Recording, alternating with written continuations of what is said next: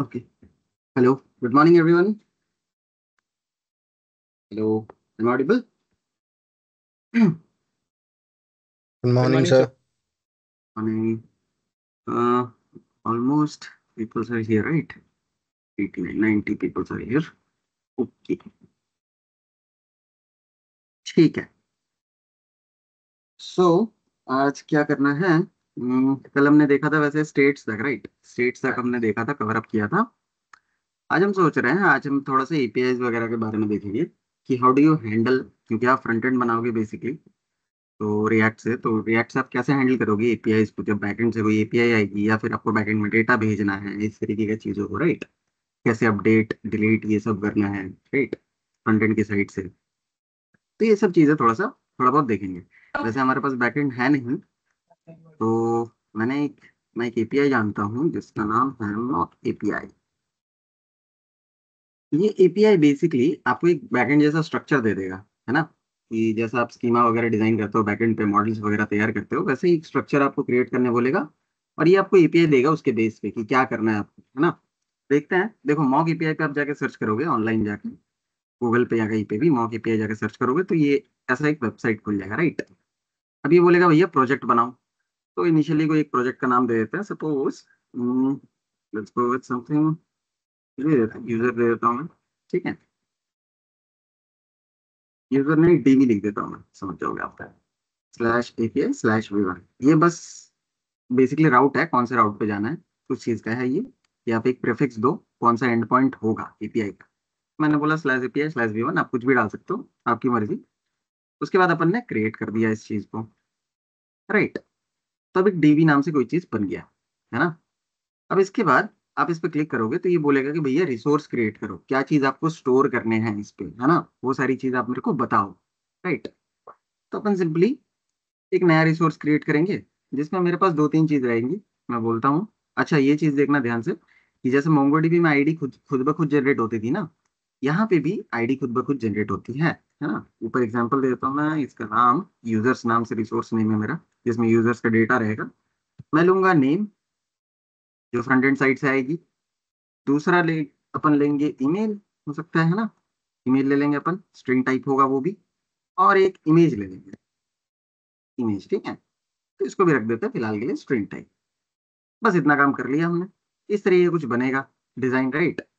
अब अपन ने कर दिया क्रिएट। जैसे आप क्रिएट करोगे तो यूजर नाम का ऐसे एक मॉडल आपके पास तैयार हो जाएगा। जैसे यूजर पे क्लिक करोगे तो ये है आपका बेसिकली एपीआई। अब इसके ऊपर आपको जो करना है, अभी फिलहाल के लिए आप देख रहे होगे कि एक खाली सा ये है, एरे है, राइट? यहाँ पे दिख रहा है कि खाली सा एक एरे है जो कोई काम का है नहीं। तो ये है मेरा यूआरएल बेसिक, राइट? ये एपीआई आप बोल सकते हो, ठीक है? तो ये मेरा, मैं ये बोल रहा हूँ कि ये मेरे डेटाबेस का बैकएंड है फिलहाल के लिए, सोचो ये चीज, ठीक है? अब अपन आते हैं पहले वाले पुराने दिन, कल वाले कोड पे ही, कि कल हमने जो जो करा था उसी कोड के ऊपर काम करेंगे, राइट? बॉडी से मैंने हर चीज को हटा दिया है सिंपली। बॉडी मेरा इस तरीके से कुछ दिख रहा है। अगर आपको मैं वेबसाइट दिखा दूं एक बार, वेब पेज हमारा A1 npm run dev। तो इनिशियली अगर आप वेब पेज देखोगे तो कुछ नहीं है, बस बॉडी खाली है, हेडर और फुटर वैसा का वैसा ही है जैसा हमने बनाया था कल, राइट? ठीक है। अब करना क्या है, मैं बोल रहा हूँ कि भैया मेरे को डेटा पहले तो सेंड करना है, राइट? तो सेंड करना है, कैसे सेंड करोगे पहले तो ये बात है, डेटा लोगे ही कैसे? तो यहाँ पे कुछ करना पड़ेगा अपन को। तो अपन फटाफट से यहाँ पे एक फॉर्म बना लेते हैं डेटा लेने के लिए, राइट? मैं बना देता हूँ एक फॉर्म। एक्शन हटाओ अभी, एक्शन बताऊंगा मैं आपको क्या है। किसी को पता है फॉर्म में एक्शन क्या काम करता है? What does action do in form? यहाँ पे एक एक्शन नाम से एट्रीब्यूट आता है, एक्शन, और एक मेथड नाम। किसी को idea what does this two things do? Sir बताओ। जब फॉर्म सबमिट होगा तो सर वो किस राउट पर जाएगा डेटा सर ये एक्शन डिसाइड करता है। और मेथड, सर मेथड मेथड का मतलब होता है कि गेट रखना है पोस्ट रखना है सर। बहुत बढ़िया। हाँ, तो एक्शन डिसाइड करता है, एक्शन बताता है कि कौन सी जगह पे फॉर्म सबमिट होगा। फॉर्म का बाय डिफॉल्ट नेचर क्या होता है? कोई चीज सबमिट करना, जैसे आपने स्कूल में फॉर्म भरा होगा, है ना? कॉलेजेस पे फॉर्म भरा होगा, या कहीं पे भी जाते हो आप फॉर्म फिलअप करते हो तो कोई डेटा आता है उस पे, और उस चीज को आप सबमिट करते हो कहीं पे, राइट? तो ऐसे ही यहाँ पे भी फॉर्म वैसी उसी तरीके से काम करता है। एक्शन बताते हैं कि कौन सी जगह पे आपको सबमिट करना है, ठीक है? तो अपन चलते हैं, यहाँ पे प्लेस होल्डर लिख देते हैं फटाफट से, टाइप नेम लिख देते हैं यहाँ पे, टाइप नेम हियर, इस तरीके से कुछ, राइट? यहाँ पे भी अपन कुछ लिख देते हैं place holder, type email here, कैसे? और इस पे एक प्लेस होल्डर लगा देते हैं, इस पे लिखा रहेगा टाइप इमेज यूआर। इमेज हमें लेनी नहीं आती है फिलहाल के लिए, आपको शायद बैकएंड पे ये तो नहीं बताया गया होगा, मल्टर वगैरह के बारे में तो पता नहीं होगा शायद, राइट? मल्टर वगैरह के बारे में पता है क्या बैकएंड पे? मल्टर हो गया, क्लाउडिनरी, कभी ये सब चीजें यूज किया हो? सर हाँ सर हाँ। इमेज सर अपलोड के फॉलबैक लिए वो यूज बेस होता है। 64 है। क्लाउडिनरी तो करा सर, मल्टर के बारे में तो पता नहीं है, पर वही। क्लाउडिनरी अगर आपने करा है तो मतलब इमेज लेते कैसे हो मल्टर के बिना? हाँ मतलब सर यूज कर लिया है, पर वैसे पढ़ा नहीं है। अच्छा, देखो मल्टर वो होता है कि जैसे आप मान लो कोई, यहाँ पे देखना इस, अभी तो मैंने ये दिया है ना इस चीज को, एक इमेज टैग, राइट। मान लो अगर आप ये यूज करते हैं यहाँ पे इसकी जगह पे, इस टेक्स्ट की जगह पे यहाँ पे आप लिख देते फाइल, है ना, टाइप होगा मेरा फाइल, राइट। तो it will ask you to upload a file, है ना, कोई एक फाइल अपलोड करो, तो ये फाइल जाएगी कैसे? ये फाइल जो जाएगी और जाके बैकएंड पे स्टोर करेगी, वो चीज मल्टर करता है, ठीक है। आप एक बार ट्राई कर लेना बैकएंड पे मल्टर, बड़ा आसान तरीका है। एनपीएम के थ्रू, एनपीएम से आपको मल्टर नाम से एक लाइब्रेरी मिल जाएगी जो ये काम करती है, ठीक है। फिलहाल के लिए अभी हमें नहीं पता, हम टेक्स्ट ले लेंगे, यूआरएल ले लेंगे बस बेसिकली, राइट। तो अगर आप देखोगे तो मेरा पेज कुछ इस तरीके का दिख रहा है ना। यही दिखना भी चाहिए क्योंकि सर आपने एक फॉर्म बनाया है और कुछ है नहीं इसके अंदर। अब मैं इसके ऊपर स्टाइल लगाना चाहता हूँ। So you guys know one way to create style using CSS, right. अब हम सीएसएस की तरह से नहीं चलेंगे, मैं सोच रहा हूँ अपन चलेंगे टेलविंड की मदद से, right. Now what is Tailwind? Anyone having any idea? आप काम किए होगा Tailwind? What is a Tailwind?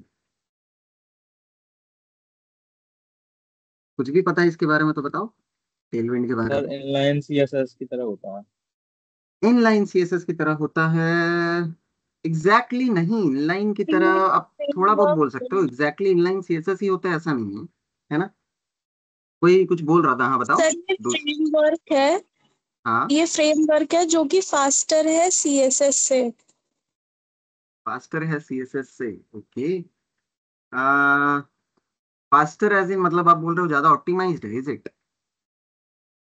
Sir मतलब जो सर हम प्रोसेस टेलविंड होता है ना से वो शॉर्ट जल्दी। करने लगते हैं। अच्छा, देखो मैं बता रहा हूँ, टेलविंड क्या है, एक यूटिलिटी फर्स्ट सीएसएस फ्रेमवर्क है, utility first CSS framework, CSS framework, है ना। अब बात करते हैं कि सर ये यूटिलिटी फर्स्ट क्या है, पहले तो ये बताओ, है ना, फिर सीएसएस के बारे में ये सब चीज जानेंगे, राइट। तो यूटिलिटी फर्स्ट मतलब होता है ये आपको क्लासेस देता है, राइट। मतलब मैं आपको सिंपल बताऊं कि utility first framework like Tailwind CSS क्या करता है, gives you a lot of small classes, single purpose CSS classes, basically CSS के बहुत सारे क्लासेस दे देगा सिंगल पर्पस, जिसको आप मिक्स और मैच कर सकते हो directly in your HTML, directly आप अपने एचटीएमएल पे यूज कर सकते हो। सर बात समझ नहीं आया, थोड़ा सीधा सीधा बताओ। तो सीधा सीधा मैं आपसे बात करता हूँ, मान लो आपके पास एक डिव होता है, राइट। अब मैं बोला कि भैया आपको ना इस डिव का हाइट देना है, सपोज मैंने बोल दिया कि आप इसको हाइट दे दो, HEIGHT, हाइट दे दो 70 VH का, इन केस, राइट। तो आप सोचोगे सर हमारे पास तरीका क्या है, एक तो इनलाइन तरीका है, मैं यहाँ पे स्टाइल लिख दूं और इस तरीके से चलूं, ठीक है। दूसरा तरीका है कि सर आप एक स्टाइल टैग बनाएंगे अलग सा इंटरनली, तीसरा तरीका है कि एक्सटर्नली, लेकिन वहां पे क्या करना है, या तो क्लास पकड़ना पड़ेगा या फिर आईडी पकड़ना पड़ेगा सिलेक्टर, है ना। तो मैं चलता हूँ सिंपली क्लास की तरफ। सपोज आपने क्लास लिख दिया, क्लास का नाम है, सपोज मैंने डिवी बोल दिया, है ना। उसके अंदर आप लिखोगे हाइट और उसके अंदर आप लिखोगे 70 VH। This one is your traditional way, right, whatever you are trying over here, it is your traditional way. Tailwind क्या कहता है, टेलविंड कहता है कि भाई इतना कुछ करने की जरूरत नहीं, ये जो डॉट डिव नाम से आपने क्लास बनाया ना, इस क्लास को ही मैं आपको दे दूंगा, आपको एक क्लास बना बनाया दे दूंगा हाइट के लिए, कि आप उस क्लास को सिंपली यूज कर लेना। आपको लिखना है हाइट निकालना है तो आप लिख दो हाइट और ऐसे लिख दो 70 VH, बस इतना लिख दो, किसके अंदर, इस डिव के अंदर, क्लास नेम पे ये चीज लिख दो। अगर आपने ये चीज लिख दी तो उसका हाइट खुद ब खुद 70 VH हो जाएगा। बात समझ आ रही है? मतलब क्या बोल रहा है कि टेलविंड बोल रहा है कि मैं आपको क्लासेस दूंगा, हर एक क्लासेस की कुछ फंक्शनैलिटी होगी। बात समझ आ रही है? कि क्लासेस होंगी और उसके फंक्शनैलिटीज होंगी, बस सीधा सीधा आप क्लास लिखते जाओ, खुद ब खुद डिजाइन बनता जाएगा, आपको झूठ मूठ का नया सा अलग सीएसएस नहीं बनाना है, ये सब चीजें नहीं करनी है, राइट। दूसरा एडवांटेज क्या है टेलविंड का, Tailwind makes you like initially खुद से ही ये रेस्पॉन्सिव है, इसमें कुछ कुछ चीजें कैटेगराइज पहले से कर दी गई है। जैसे मान लो आपको स्मॉल स्क्रीन के लिए काम करना, तो आप बस SM लिख दो और उसके बाद हाइट लिख दो कि स्मॉल स्क्रीन पे हाइट कितना होना चाहिए, है ना। मैंने बोल दिया स्मॉल स्क्रीन पे हाइट होना चाहिए 50 VH का। तो जैसे ही स्मॉल स्क्रीन का कितना साइज होता है, 640 px के आसपास शायद, राइट। तो 640 px के आसपास जब भी स्क्रीन हाइट होगा, स्क्रीन विड्थ होगा जैसे ही, बेसिकली राइट, हाइट या विड्थ, तो ये खुद ब खुद 50 VH पे आ जाएगा। SM होता है, इसी तरीके से MD होता है, मीडियम डिवाइस, इसी तरह से एक्सेल होता है, एक्स्ट्रा लार्ज, लार्ज भी होता है, राइट। इस तरीके से कुछ कुछ रेस्पॉन्सिवनेस के लिए खुद से कर रखा है। अगर CSS यूज करते तो आपको मीडिया क्वेरी लिखना पड़ता, उसके बाद हिसाब से हाइट और विड्थ लिखना पड़ता, इस तरीके से जाना पड़ता, राइट। यहाँ पे सिंपली लिख दो SM, MD, ये सब कुछ कुछ प्री डिफाइंड है पहले से, राइट। ये सारी चीजें हैं। बात समझ आ रही है कि क्या है टेलविंड? पर तो अब मैं बोल रहा पर हूँ, सर ये रीडेबिलिटी तो बहुत ज्यादा खराब कर देगा। हाँ ये दिक्कत है, एक बहुत ज्यादा कंसर्न वाला चीज कि ये थोड़ा सा आपका रीडेबिलिटी थोड़ा खराब करता है, क्योंकि आप CSS क्लासेस वहीं पे लिख रहे हो, सही टॉपिक है कि बार बार वहीं पे सब क्लासेस लिख रहे हो, तो इसका एक डिमेरिट तो है जो है रीडेबिलिटी, कि आपको अगर कोई जगह पे कहीं पे कोई चीज का प्रॉब्लम आ रहा है, आपको ढूंढने में हालत खराब हो जाएगा कि भाई कौन से जगह पे क्या है। लेकिन एडवांटेज भी बहुत सारे हैं कि आपका फास्टर प्रोडक्शन लेवल पे काम करता है। इनिशियल लेवल पे आपको रीडेबिलिटी में दिक्कत आएगा, फिर धीरे धीरे आप समझ जाओगे कैसे मतलब नेविगेट करते हैं दिक्कत को, राइट। ठीक है, वो हम लोग मतलब एलिमेंट को वैसे HTML में डायरेक्टली सिलेक्ट करके फिर नेविगेट करते हैं, कहाँ दिक्कत आ रहा है कहाँ नहीं, इस तरीके से चलता है ना। इनिशियल लेवल पे रीडेबिलिटी की तो ऑब्वियसली प्रॉब्लम आएगा आएगा, राइट। ठीक है, सर टेलविंड यूज कैसे करें? ठीक है, तो आते हैं टेलविंड यूज कैसे करना है, राइट। तो सिंपल, आप सिंपली यहाँ पे जब आप रिएक्ट वाइट वीट यूज कर रहे हो, तो सिंपली यहाँ पे कोई भी नेट पे जाके लिख दो आप टेलविंड रिएक्ट वेट, ऐसे ही कुछ लिख दो, राइट। टेलविंड रिएक्ट वेट कुछ भी लिख दिया आपने, तो आपको एक वेबसाइट दिखेगा, ये V3 वाला, वर्जन 3 वाला, इसी पे चलना है, ठीक है। Install Tailwind CSS with wheat, ये खुद से बताएगा। तो अपन चलेंगे इस पे। इनिशियली ये क्या बोल रहा है कि अगर आपको इंस्टॉल करना है CSS, टेलविंड CSS किसके साथ, वीट के साथ, तो पहले तो आप प्रोजेक्ट क्रिएट करो। पहले वाला कमांड हम यूज नहीं करेंगे क्योंकि हमारा प्रोजेक्ट पहले से क्रिएटेड है। ये वही चीज जो हम जब हम लोग रिएक्ट सेटअप करते हैं ना, उसी का कमांड है ये पहले वाला, राइट। ठीक है, पहले वाला छोड़ देते हैं, दूसरे वाले पे सीधा सीधा चलेंगे। कि सर बोल रहा है कि एक जब आपको इंस्टॉल करना है Tailwind CSS and its peer dependencies, तो you have to generate config file, ये सारी चीजें, राइट। तो आपको ये कमांड यूज करनी है, दूसरे वाला। तो अपन ने सीधा सीधा कॉपी किया दूसरा वाला कमांड, चले वापस, और सीधा यहाँ पेस्ट कर दिया टर्मिनल पे। बात समझ आ रही है? अपन ने कर दिया इंटर। साथ में कर रहे हो क्या? तो मैं वेट करूंगा थोड़ा सा, बताओ you guys are doing parallelly?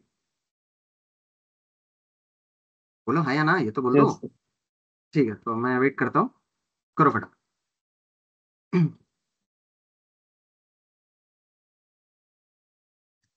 Sir, आप चैट में इसको वो कर दो, कॉपी पेस्ट। इसको कॉपी पेस्ट कर दूं? बहुत सारा चीज कॉपी पेस्ट करना पड़ेगा फिर, चेक करो, चलो कोई नहीं। ये कॉपी पेस्ट कर दिया अपन ने पहला।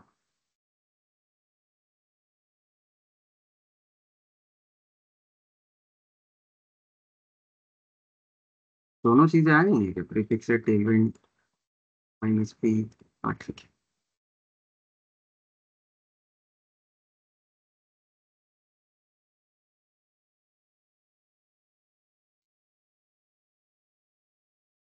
डन होने से +1 कर देना।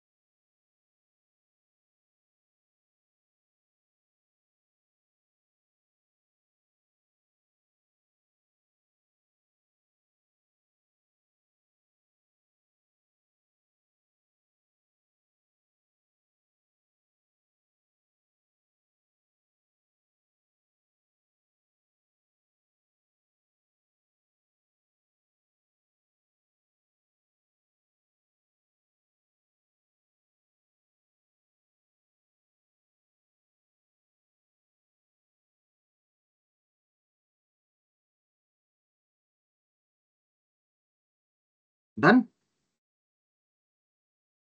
एक जन का डन हुआ है, बाकी लोग फटाफट।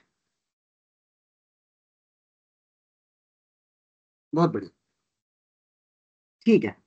तो देखो, आप जैसे ही कोड रन करोगे ना, तो यहाँ पे एक नया सा फाइल बनेगा आपके पास, tailwind config.js, इस तरीके कुछ फाइल बनेगा, राइट। अब आप अगर वापस चलोगे यहाँ पे, तो ये बोलेगा configure your template path, add this path to your file, जो भी है बेसिकली ये बोल रहा है कि आपको उसके अंदर ये चीज को कॉपी पेस्ट करना है सिर्फ। तो नीचे वाला जो चीज है, इस चीज को कॉपी पेस्ट करना है, tailwind config.js वाले फाइल को। तो सिंपली अपन गए यहाँ पे, इसको हटाए, और इस चीज को कॉपी पेस्ट कर दिया किसके अंदर, tailwind.config.js वाले फाइल के अंदर कॉपी पेस्ट सिंपली कर देना है ना। इस चीज को चैट में भेजना है क्या, भेज देता हूँ मैं चैट पे। ये चीज आपको कॉपी पेस्ट करना है उसके अंदर।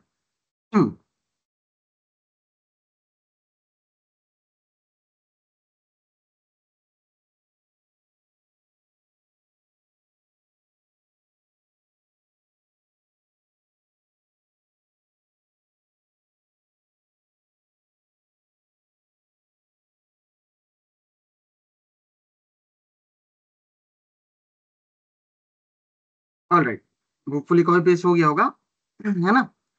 अब इसके बाद क्या करना है, बस लास्ट काम है हमारा। एक फाइल होगा जो भी index.css, कोई भी css फाइल होगी आपके अंदर, आपके पास, उस चीज के अंदर ये टेलविंड बेस और ये सारी चीजों को इंस्टॉल कर देना है। ये सारी क्या है, उसके बेसिकली क्लासेस है, या आप बोल सकते हो लाइब्रेरीज है, जो जिसकी मदद से हम काम करेंगे, राइट। तो मेरे एक index.css नाम से फाइल बना रखा है मैंने, जो मेरा main.jsx के साथ अटैच्ड है। देख रहे हो index.css कहाँ पे अटैच्ड है, main.jsx के साथ, मेन फाइल के साथ। तो index.css में मैंने बस सिंपली इसको पेस्ट कर दिया, काम खत्म मेरा।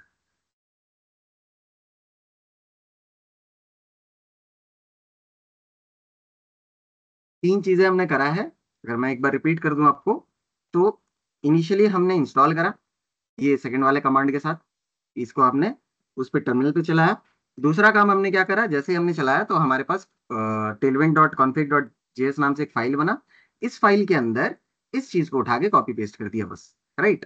और तीसरा काम हमने क्या करा, एक index.css मेरा फाइल हमने बनाया, या तो बना हुआ है अगर पहले से तो बहुत बढ़िया, बस ध्यान रहना चाहिए कि इंपोर्ट होना चाहिए वो main.css के अंदर, राइट। और उसके अंदर ये तीन कंपोनेंट्स बेसिकली, या बोल सकते हो आप क्या बोल सकते हैं आप इसमें, मॉड्यूल्स बेसिकली, है ना। मॉड्यूल्स को आपने उठा के पेस्ट कर दिया, बस काम खत्म। डन यहाँ तक गाइस एवरीवन? बोलो कि कहीं कंफ्यूजन फंस रहे हो।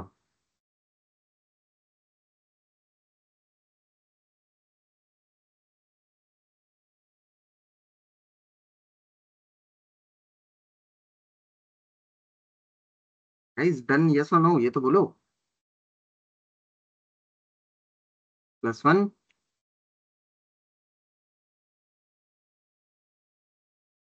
एक ही +1, 2+1, बहुत बढ़िया, ठीक है।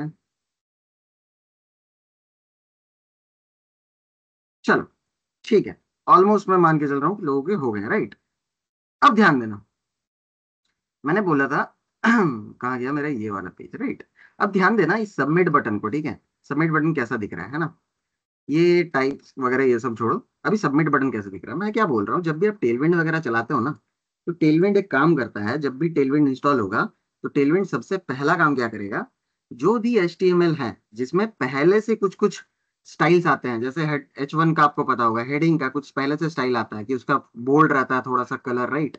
वो थोड़ा सा बोल्ड या स्ट्रॉन्ग बोल लो, ये सब रहता है ना। थोड़ा सा वो अपना हिसाब से मार्जिन पैडिंग लेता है, कल हम देख रहे थे, राइट। थोड़ा सा मार्जिन पैडिंग ले लेता है H1 खुद से बाय डिफॉल्ट।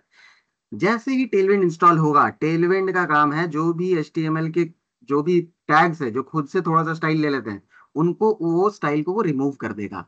मतलब जैसे बटन मेरे को अभी दिखा ना, इस तरीके का बक्सा में उसके अंदर बटन लिखा हुआ था, ये चीज रिमूव हो जाएगा। अगर आप देखोगे यहाँ पे, देखो अभी बटन में बक्सा दिख रहा है, देखो अभी मैं सिर्फ इसको चलाऊंगा, अभी तक हमने चलाया नहीं है। अब एक बार रन करेंगे इस चीज को, npm रन डेव, अपन ने करा रन, वापस चलाते हैं इस चीज को। जैसे ही रिलोड हुआ, you can see over here कि मेरा भैया ये सबमिट बटन से ये बक्सा वाला चीज, जो भी चीजें था पहले, जो भी चीजें मतलब स्टाइल्स आती है HTML की बाय डिफॉल्ट, वो सारी चीज हट जाएगी। सारे स्टाइल्स हटा देगा टेलविंड और बोलेगा भैया अब आपको जो करना करो, है ना। इनिशियल लेवल पे वो सारा स्टाइल्स को हटा देगा HTML से, ठीक है। बात समझ आ रही है, ठीक। अब सर यूज कैसे करते हैं, तो यूज करने के तरीके पे आते हैं। तो मैंने बोला था कि आपको बस क्लासेस के नाम लिखने हैं और कुछ नहीं, राइट। आपको बस क्लासेस के नाम लिखना है, बाकी काम ये खुद ब खुद कर देगा, राइट। मैं बोलता हूँ ठीक है। टिप के अंदर आता है, सबसे पहला मैं क्लास का नाम लिखता हूँ। अब क्लास का नाम देखोगे कैसे, देखो ये क्लास के नाम से ना मेरे को भी याद नहीं है, मैं सच्चाई बताऊं कि मेरे को भी याद नहीं रहते हैं, इतना याद कोई रखता भी नहीं है, राइट। आपको सिंपली टेलविंड वाले वेबसाइट पे जाना है, वहां पे सर्च करना जो चीज आपको करना है। तो मैंने बोल दिया भैया मेरे को हाइट देखना है ना। तो मैंने सर्च किया हाइट, तो ये बोल रहा है हाइट, अच्छा हाइट लगाना है, तो अगर आपको 0 पे x हाइट लगाना है तो आप लिख दो H के बाद हाइफन लगा के 0, ठीक है, क्लास का नाम देखो, यहाँ क्लास लिखा हुआ है, यहाँ पे प्रॉपर्टीज लिखा हुआ है। ये बोल रहा है भैया आपको px में लगाना है, h के बाद आप px लगा दो जितना भी, राइट। इस तरीके से आप चल सकते हो, है ना। एक तरीका है एब्सोल्यूट। एब्सोल्यूट लगाने का तरीका क्या है, h के बाद हाइफन लगाओ और स्क्वायर ब्रैकेट लगा दो, राइट। स्क्वायर ब्रैकेट के बाद मैंने बोल दिया कि इसका हाइट कर देता है 75 VH। हाइट क्या कर दिया हमने, 75 VH। अगर चले वापस देखने के लिए तो आपको दिख रहा होगा ये डिव, अब ये डिव पूरा 75 VH का हाइट ले रहा है खुद ब खुद, दिख रहा है। अब आपको झूठ मूठ का वो CSS अलग सा फाइल बना के वहां पे जाके क्लास लिख के ये सारी चीजें करने की जरूरत नहीं है, उस चीज से आपको मतलब छुटकारा मिल गया टेलविंड में, राइट। तो टेलविंड ये काम कर रहा है बेसिकली, क्लासेस दे रहा है आपको फंक्शनैलिटी के साथ, आप बस यूज करते जाओ। नाउ ये तो ठीक है सर, हमने पहला चीज देखा, ठीक है, कि हाइट कैसे लगाते हैं ये सारी चीजें, राइट। अब मैं चाहता हूं कि ये सारी चीजें मतलब ये जो है एक लाइन बना रहा है, फ्लेक्स टाइप का कुछ करना चाहते हैं, राइट। तो करता क्या है, सिंपली मेरे को थोड़ा बहुत क्लासेस के नाम याद है तो मैं सिंपली चलता हूँ। मैं लिख दिया डिस्प्ले फ्लेक्स। डिस्प्ले फ्लेक्स लिखने का शॉर्ट मतलब तरीका ये है कि सीधा आप फ्लेक्स लगा दो, बस काम खत्म, है ना। फ्लेक्स लगा दोगे तो इनिशियली फ्लेक्स बाय डिफॉल्ट किस पे रहता है, रो पे रहता है, हमें पता है, राइट। तो अभी तो कोई चेंज आएगा नहीं है ना। अपन लिखेंगे फ्लेक्स कॉलम। अगर आपको डायरेक्शन चेंज करना है तो सिंपली लिख दो फ्लेक्स हाइफन कॉलम। अगर आप जानना चाहते हो कि मैं ये सब कहाँ से ला रहा हूँ तो आपको दिख जाएगा। फ्लेक्स डायरेक्शन लिखते हैं अपन, देखो फ्लेक्स डायरेक्शन ये दिखा रहा है, फ्लेक्स रो के लिए फ्लेक्स रो लिख दो, फ्लेक्स कॉलम लिख दो, इस तरीके से आप सिंपली लिख दो, राइट। तो मैंने लिख दिया इस बार फ्लेक्स कॉलम। तो अभी अगर वापस चलते हैं तो आपको दिख रहा होगा कि ये कॉलम पे आ गया, राइट।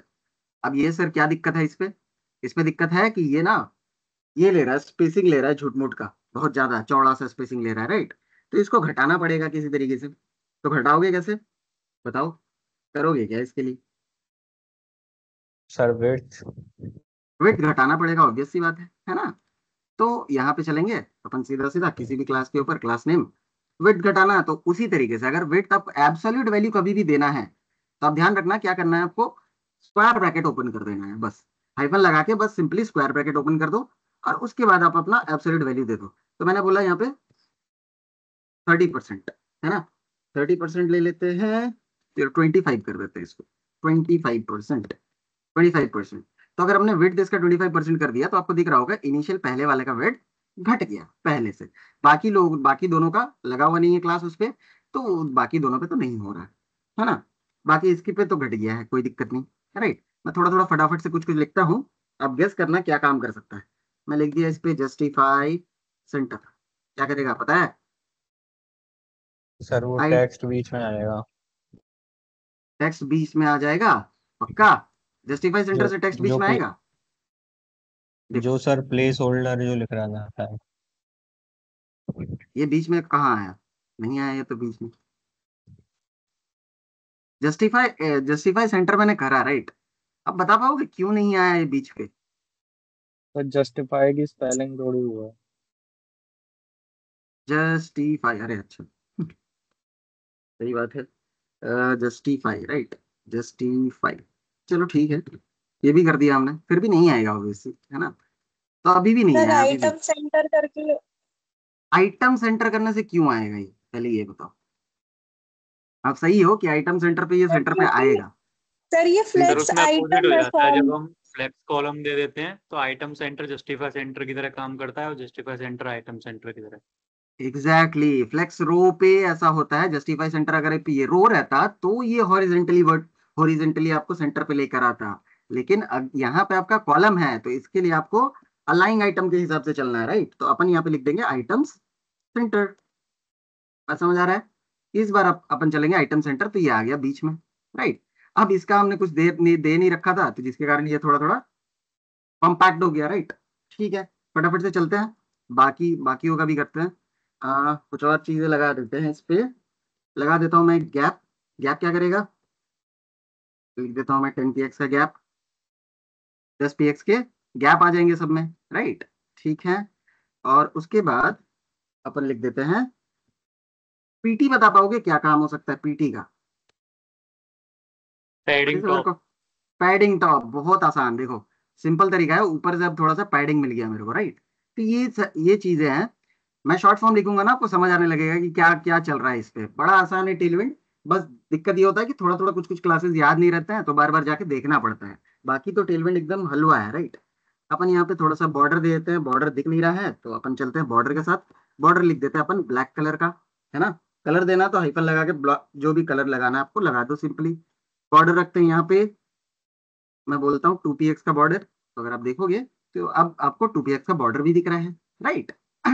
इसी तरीके से फटाफट मैं लिखते चलता हूँ। बॉर्डर दे दिया अपन ने, अपन करते हैं rounded. Any idea what is rounded? क्या कर सकता है राउंडेड? सर उसके कॉर्नर्स बॉर्डर को को करेगा। राउंड कर द दे। कॉर्नर से बॉर्डर रेडियस का काम कर रहा है। बॉर्डर रेडियस जैसे आप राउंडेड लगाते थे ना, वो चीज का काम कर रहा है ये, राइट। अपन ने ये कर दिया, बहुत बढ़िया, यहाँ तक तो काम हो गया। अब मैं क्या करूंगा, इस चीज को उठा के बस कॉपी पेस्ट करता जाऊंगा नीचे वाले पे। मैं सिंपली यहाँ पे जाके पेस्ट कर दूंगा, इस वाले पे भी पेस्ट कर देंगे अपन, है ना। बात समझ आ रही है? बड़ा सिंपल है। अब यहाँ तक हो क्या? अब बटन को भी थोड़ा सा कर देते हैं अपन फटाफट से। ये हमारा बटन है तो अपन क्लास दे देते हैं, क्योंकि बटन दिखेगा नहीं, अजीब सा दिख रहा होगा, राइट। अभी तक कुछ दिख ही नहीं रहा बटन के अंदर, तो अपन इसके अंदर भी क्लास दे देते हैं फटाफट से। अपन लिख देते हैं बॉर्डर, और इसके अंदर दे देते हैं 2px का बॉर्डर वापस से इस पे भी, है ना। बॉर्डर का कलर देना पड़ेगा। बॉर्डर का कलर नहीं दोगे तो ध्यान देना, मैं इसीलिए बार बार बॉर्डर का कलर दे रहा हूँ, क्योंकि बॉर्डर का कलर ये खुद से नहीं लेता है, तो इसीलिए मैं बॉर्डर का कलर दे रहा हूँ, राइट। बॉर्डर ब्लैक लिख देते हैं अपन, ठीक है। बॉर्डर ब्लैक अपन ने कर दिया। एक काम करते हैं, फॉन्ट स्टाइल देके देखते हैं। तो फॉन्ट स्टाइल लिखने का तरीका, फॉन्ट के बाद आप हाइफन लगा के, कुछ कुछ स्पेसिफाइड फॉन्ट्स है, फॉन्ट फैमिली, मोनो मोनो हो गया, शेरिफ हो गया, ये सब कुछ कुछ है जो सब खुद से लग जाते हैं। लेकिन एक दो है जो प्री डिफॉल्ट नहीं है पहले से, तो उसको आपको लगाने के लिए ऐसे ये लगाना पड़ेगा, क्या बोलते हैं, स्क्वायर ब्रैकेट। तो मैंने बोला कर्सिव, कर्सिव देखो आ गया कर्सिव। अगर आप इस कर्सिव को इस तरीके का लिखते ना, ये नहीं चलता, बता रहा हूँ। इस तरीके से लिखते तो नहीं चलता। भले ही आपका मोनो और शरीफ ये सारी चीजें इस पे चल जाएगी, मोनो अगर इस तरीके से लिखते तो ये चल जाता जरूर, समझ आ रहा है। क्योंकि मोनो बाय डिफॉल्ट रहता है इस पे टेलविंड के अंदर, राइट। कर्सिव रहता नहीं है, जिसके कारण मैं अब सीएसएस की मदद ले रहा हूँ यहाँ पे थोड़ा सा। कर्सिव, CURSIV, कर्सिव पे चले तो कर्सिव दिख रहा है, राइट। और इसके बाद अपन कर देते हैं टेक्स्ट का साइज थोड़ा सा बढ़ा देते हैं ना। तो टेक्स्ट साइज बढ़ाने के लिए टेक्स्ट लिखोगे, फॉन्ट साइज नहीं लिखोगे, यहाँ पे फॉन्ट साइज यूज नहीं होता है। टेक्स्ट का साइज बढ़ाना है, सिंपली टेक्स्ट लिखोगे। टेक्स्ट लिखने के बाद मैं लिख देता हूँ 2REM या 2REM का साइज इसको बढ़ा दो। तो इस तरीके का कुछ बड़ा सा दिख रहा है, बहुत बड़ा हो गया भैया 2REM, तो अपन इसको 1REM कर देते हैं, 1REM कर देते हैं, और इसको कर देते हैं राउंडेड। बस सिंपल सिंपल कुछ बना रहे हैं, है ना। अभी तक बात समझ आ गया कि सर टेलविंड से कैसे काम कर रहे हैं? बात समझ आ रहा है गाइस, यस और नो? बताओ मेरे को फटाफट। क्लियर है एवरीवन? Yes sir, clear. ठीक है, ठीक है सर, यहाँ तक तो काम हो गया। अब मेन मुद्दे पे आते हैं। मेन मुद्दा क्या था हमारा, अपन मुद्दा नहीं बोलते हैं तो। हाँ, हमारा मुद्दा था मेन कि सर इस एपीआई पे डेटा को भेजना है। जो भी डेटा, कौन सा डेटा? जो डेटा मेरा यूजर आके यहाँ पे लिखेगा। इनकेस उसने लिखा कोई भी डेटा, शुभम लिख दिया, राइट। शुभम के बाद कुछ ईमेल डाल दिया, फिर कुछ डाल दिया, सबमिट बटन पे जैसे ही क्लिक किया, so it should send this data to to that database, बोलो अभी, या फिर आप बोल सकते हो एपीआई भी बोल सकते हो, कोई दिक्कत नहीं, है ना। तो हम चाहते हैं कि वहां पे डेटाबेस पे या कहीं पे भी डेटा जाए, राइट। तो सबसे पहला काम क्या है? सबसे पहला काम है कि आपको डेटा को स्टोर करना पड़ेगा कहीं पे। अब स्टोर करने के लिए यूज क्या करोगे? वेरिएबल तो यूज नहीं कर सकते हैं। यहाँ पे स्टोर स्टेट करने या के लिए यूज क्या करोगे? क्या क्या स्टेट क्या यूज यूज कर करोगे? सकते हैं। स्टेट यूज कर सकते हैं। अब एक बात बताओ, यहाँ पे तीन चीजें है ना, नेम है एक ईमेल है सर, एक इमेज है। तीनों के लिए अलग अलग स्टेट यूज करोगे कि एक स्टेट से बनाओगे? ये बताओ भाई, आप जिससे बोलोगे उसी से चलेंगे। तीनों के लिए अलग अलग बनाना है स्टेट, या एक स्टेट से चलना है?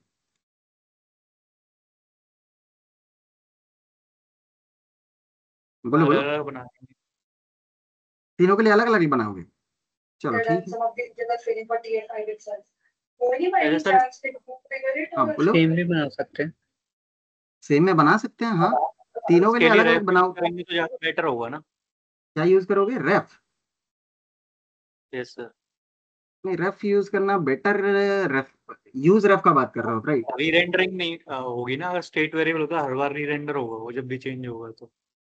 तो अगर री रेंडर नहीं करोगे, नहीं नहीं नहीं नहीं नहीं, बात समझे नहीं आप। देखो, अगर आप यहाँ पे रेफ यूज करोगे, रेफ क्या करता है आपको मैं बता दे रहा हूँ, वो री रेंडर नहीं करता है, राइट।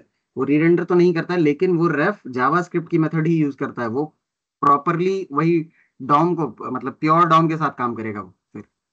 डॉम का रेफरेंस हाँ सेव कर लेगा। हाँ, वो डॉम का रेफरेंस सेव कर लेगा और उसी उसी के ऊपर काम करेगा।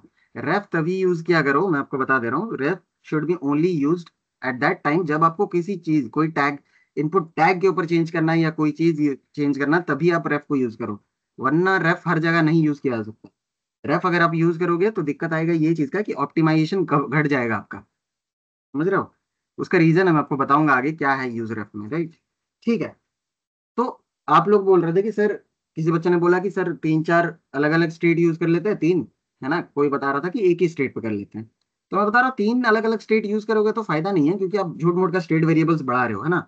हर एक नया नया बार बार री रेंडर होगा तो और दिक्कत करेगा। तो ऑब्वियस सी बात है, हम लोग एक ही स्टेट वेरिएबल के साथ चलते हैं, ठीक है। तो एक स्टेट वेरिएबल के साथ मैं स्टेट वेरिएबल का नाम दे देता हूँ, सपोज यूजर, ठीक है। सेट यूजर, हमें पता था पहला क्या होता है, पहला सर वेरिएबल का नाम, स्टेट वेरिएबल का नाम। दूसरा एक फंक्शन आएगा जो उस वेरिएबल को सेट करेगा। अब अपन ने लिख दिया यूज स्टेट, यूज स्टेट लिख दिया। इनिशियल वैल्यू क्या होगा यूज स्टेट का, सोचने वाली बात है कि what is the initial value. तो मैं क्या सोच रहा हूँ, मैं सोच रहा हूँ सर इसमें 2-3 चीजें लेना ही है। तो अपन इनिशियली इसको एक ऑब्जेक्ट बना लेते हैं, जिसमें क्या क्या रहेगा, पेयर रहेंगे। नेम का एक पेयर रहेगा, जिसमें नेम खाली है इनिशियली, तो खाली रहेगा। बात समझ आ रही है। मैं बोला ईमेल का एक वैल्यू रहेगा, जो इनिशियली खाली है तो खाली रख देते हैं, है ना। उसके बाद इमेज का एक वैल्यू रहेगा, जो इनिशियली खाली रहेगा। बात समझ आ रही है, ये क्या करा है मैंने गाइज, ये चीज समझ आ रहा है सबको, what I have done here. Initial value yes मैंने सर। क्या दिया है, यूजर के अंदर इनिशियल वैल्यू ये रहेगा जो इनिशियली खाली है, राइट। अब जब भी डेटा चेंज हो, मतलब यहाँ पे यूजर कुछ भी आके लिखे, उसी चीज को तो आपको स्टोर करना है ना। तो इस चीज को स्टोर करने के लिए करोगे क्या, सर इवेंट यूज करना पड़ेगा। हमें पता है, ऑब्वियस सी बात है, राइट। पहले से हमें पता है कि सर इवेंट यूज करना पड़ेगा यहाँ पे, है ना।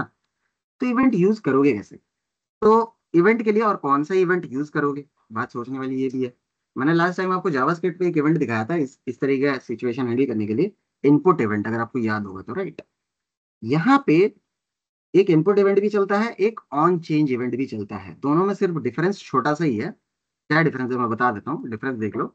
डिफरेंस है इनपुट इवेंट, जब भी कोई चीज इनपुट हो रहा है, इधर मान लो आपके पास कोई ना सिलेक्टर है, इनपुट के साथ तो ये काम करेगा ही करेगा, लेकिन मान लो आपने इनपुट में सिलेक्टर यूज करा है, सिलेक्टर, है ना, जहाँ पे वैल्यूज आ रहे हैं।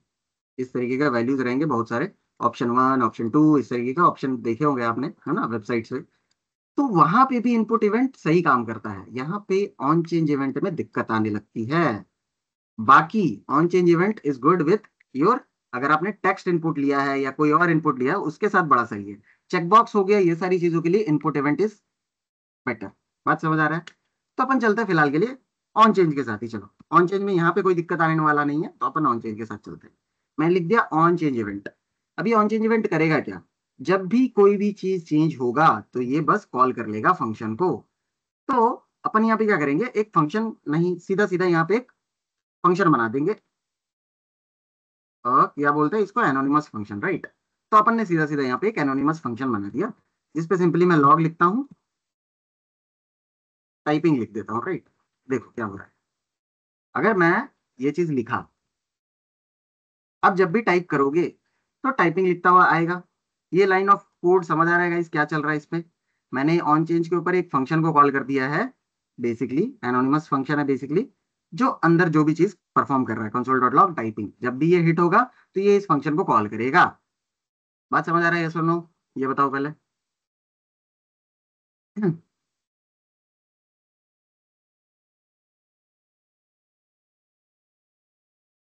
बोलो बोलो, हेलो, यस यस सर। बात क्लियर है। तो अपन ने एक ऑन चेंज इवेंट लगाया कि सर जब भी चेंज होगा इनपुट के अंदर, कोई भी चीज लिख रहा होगा कोई बंदा, तो इस तरीके से टाइपिंग को कॉल करेगा। अब बात करते हैं कि सर ये डेटा लाएंगे कैसे। प्रॉब्लम ये है कि how will you get the data, right. So last time मैंने आपको कुछ एक पैरामीटर बताया था, जब भी इवेंट कॉल होता है तो वो एक पैरामीटर पास करता है ई नाम से या इवेंट नाम से, बेसिकली, राइट, जो भी नाम दो, डिपेंड करता है, इवेंट नाम का है ये पैरामीटर। सेम थिंग रिएक्ट पे भी है, बस नाम अलग हो जाता है। यहाँ पे रिएक्ट में इस इवेंट को बोलते हैं सिंथेटिक इवेंट। ठीक है, नाम बस चेंज है, ज्यादा कुछ डिफरेंस है नहीं, है ना। तो अपन चलते हैं यहाँ पे, अगर मैंने एस लिखा तो आप आपको दिख रहा होगा कि ये एक इवेंट पास कर रहा है सर। ये ई एक इवेंट आ रहा है हमारे पास, जिसका नाम है बेसिकली सिंथेटिक इवेंट, राइट। अब ये बता रहा है कि क्या नाम से, एक ऑन चेंज नाम से एक इवेंट ट्रिगर हुआ था, जिसके कारण ये चीज आया, राइट। अब यहाँ पे आप ध्यान से देखोगे तो यहाँ पे वही चीज जो हमने लास्ट में देखा था सर, यहाँ पे एक टारगेट है और उसके अंदर एक वैल्यू है। दिख रहा है बात, कि अगर मान लो मैंने SUBH ऐसा कुछ लिख दिया, राइट। अगर आप देखोगे नीचे और भी इवेंट्स आ गए। अब इसके अंदर टारगेट और वैल्यू, वैल्यू अब मैंने जो चीज लिखा था वो चीज दिख रहा है। बात समझ आ रही है कि सर हमारे पास वैल्यू तो आ रहा है, मतलब अगर मैं यहाँ पे लिख दूँ E dot target dot value, I get the data, मेरे को डेटा मिल जाएगा, राइट। सी, मैंने लिखा जो भी चीज, उसका डेटा मेरे पास आ रहा है, आ रहा है इजीली। बस वो सिंथेटिक इवेंट मेरे को पास कर दे रहा है कि भाई ये लो। सिंथेटिक इवेंट क्या रहा है, ई क्या कह रहा है, मैं बता रहा हूँ सिंपली। ई बताता है कि कौन सी जगह से बेसिकली ये इवेंट मतलब हिट हुआ है, राइट। मैंने इवेंट के टाइम पे आपको एक एग्जांपल दिया था डोरबेल वाला, कि डोरबेल जैसे जैसे किसी ने बजाया तो आपको आवाज आया, राइट। तो वो डोरबेल वाला, जो डोर कहाँ से ट्रिगर हुआ है, डोरबेल से ट्रिगर हुआ है, तो वो वही चीज बता रहा है कि भैया इस जगह से ट्रिगर हुआ है। अब मैंने बोला कि भाई इस जगह पे जो टारगेट है उस पे क्या चीज की वैल्यू है वो चीज मेरे को दिखा दो। तो आपने लिखा है E dot target dot value. बात समझ आ रही है। इसीलिए ये आपको वैल्यू दे दे रहा है कि भैया इस टारगेट पे ये वैल्यू आ रही है, ये चीज ले जाओ आप। बात क्लियर है गाइस, यस और नो?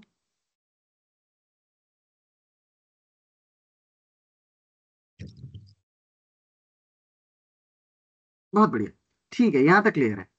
अब मैं चाह रहा हूँ कि सर एक काम करते हैं, अगर कंसोल डॉट लॉग कर पा रहे हैं यहीं पे, तो यहीं पे क्यों ना मैं सेट यूजर कर दूं,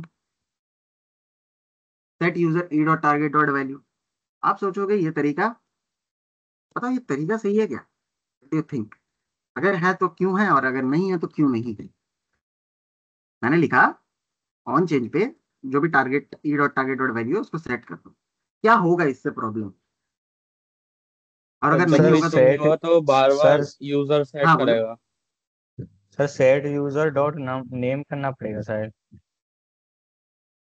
सेट यूजर डॉट नेम, यहाँ पे डॉट नेम थोड़ी लगाएंगे। तो देखो सर क्या हो रहा है। जैसे वो सेट यूजर डॉट करेगा तो इमेज, नेम ईमेल वो 3 फील्ड है ना वो उसके। हाँ तो डॉट बहुत इमेज सही। तो आएगा मैं ना। किसको जाके सेट करेगा वो, ये भी तो नहीं पता। ये भी तो नहीं पता, सही बात है, एकदम सही बात है। यही पे मैं आपको लेके आना मांग रहा हूँ कि आपने अगर SUBH लिख दिया तो SU स्टेट के अंदर स्टोर हो जाएगा, बाकी स्टेट में जो भी पहले वाला चीज था वो गायब। बात समझ आ रही है कि पहले वाला चीज जो भी इनिशियल स्टेट था, अब इस चीज को वो भूल गया भैया। उसने क्या करा, E dot target dot value पे सर SU आ रहा था, उसी को उठा के चिपका दिया कि भैया यूजर के अंदर अब ये डॉट डाल दो, नेम आएगा। राइट। हाँ, तो आप बोल रहे हो डॉट नेम, नहीं डॉट नेम नाम से तो प्रॉपर्टी नहीं है। देखो डॉट नेम प्रॉपर्टी किसके अंदर है, इस यूजर के अंदर है, राइट। तो मैं क्या करूंगा, यूजर क्या है, मेरा एक ऑब्जेक्ट है। तो मैं बोलूंगा भैया जब भी सेट करना हो तो एक ऑब्जेक्ट पास करो, उसके अंदर आप सिंपली नेम लिख दो, और नेम लिखने के बाद आप उसके अंदर क्या भेज दो, E dot target dot value. अब क्या होगा, अब देखो ध्यान से। मैंने बोला सेट यूजर, सेट यूजर क्या करेगा, इस यूजर को सेट करेगा। अब उस यूजर को सेट करने के अंदर मैंने क्या पास किया, एक ऑब्जेक्ट पास कर दिया सर, क्योंकि मेरा ऑब्जेक्ट था इनिशियली, तो मैंने ऑब्जेक्ट बाहर से पास कर दिया, और मैंने बोला कि भैया नेम के अंदर ए dot target dot value pass कर देना, राइट। अब देखो ध्यान से, अब मैंने लिखा SUBH कुछ भी लिखा। अब एक और चीज यहाँ पे भी एक प्रॉब्लम है, किसी को समझ आ रहा है क्या प्रॉब्लम है? तो बाकी दो फील्ड चले गए। बाकी दो फील्ड्स गायब हो गए अब तो, है ना। अब ये चीज मैं आपको बता चुका हूँ, ये चीज हैंडल करने के लिए क्या कर सकते हो, गेस करो। तो एक चीज, प्रीवियस जो स्टेट सेव्ड है उसको चेंज कर सकते हैं डायरेक्टली। ठीक है वो तरीका है, लेकिन एक और तरीका है हमारे पास बड़ा आसान सा। देखो अभी मैं ट्रिपल डॉट लिखूंगा, आपको याद आ जाएगा।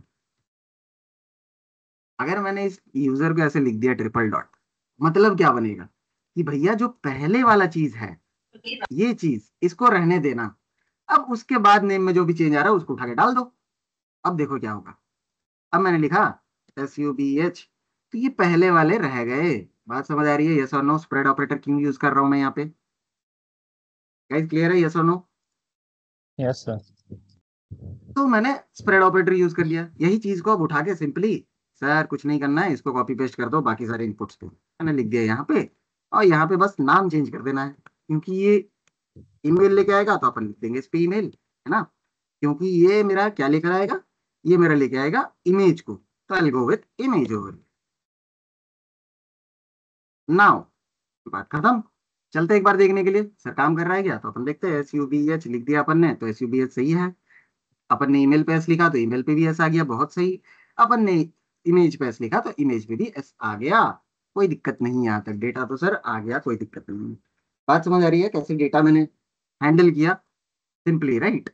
तो यहाँ पे अब अगर 3 स्टेट लेते तो आप समझ ही रहे हो कि अलग अलग 3 स्टेट लेना पड़ता सर, फिर 3 स्टेट के बाद क्या क्या करना पड़ता, आप समझ ही रहे हो कि भाई सब में एक अलग अलग फंक्शन चलता है ना, उस तरीके से काम होता फिर। ठीक है चलो, कोई दिक्कत नहीं, चलाते हैं अब अपन आगे चलते हैं।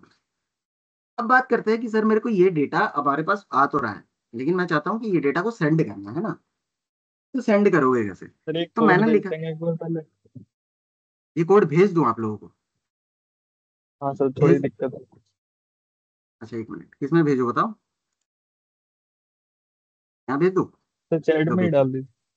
चैट में डाल दिया, देखो।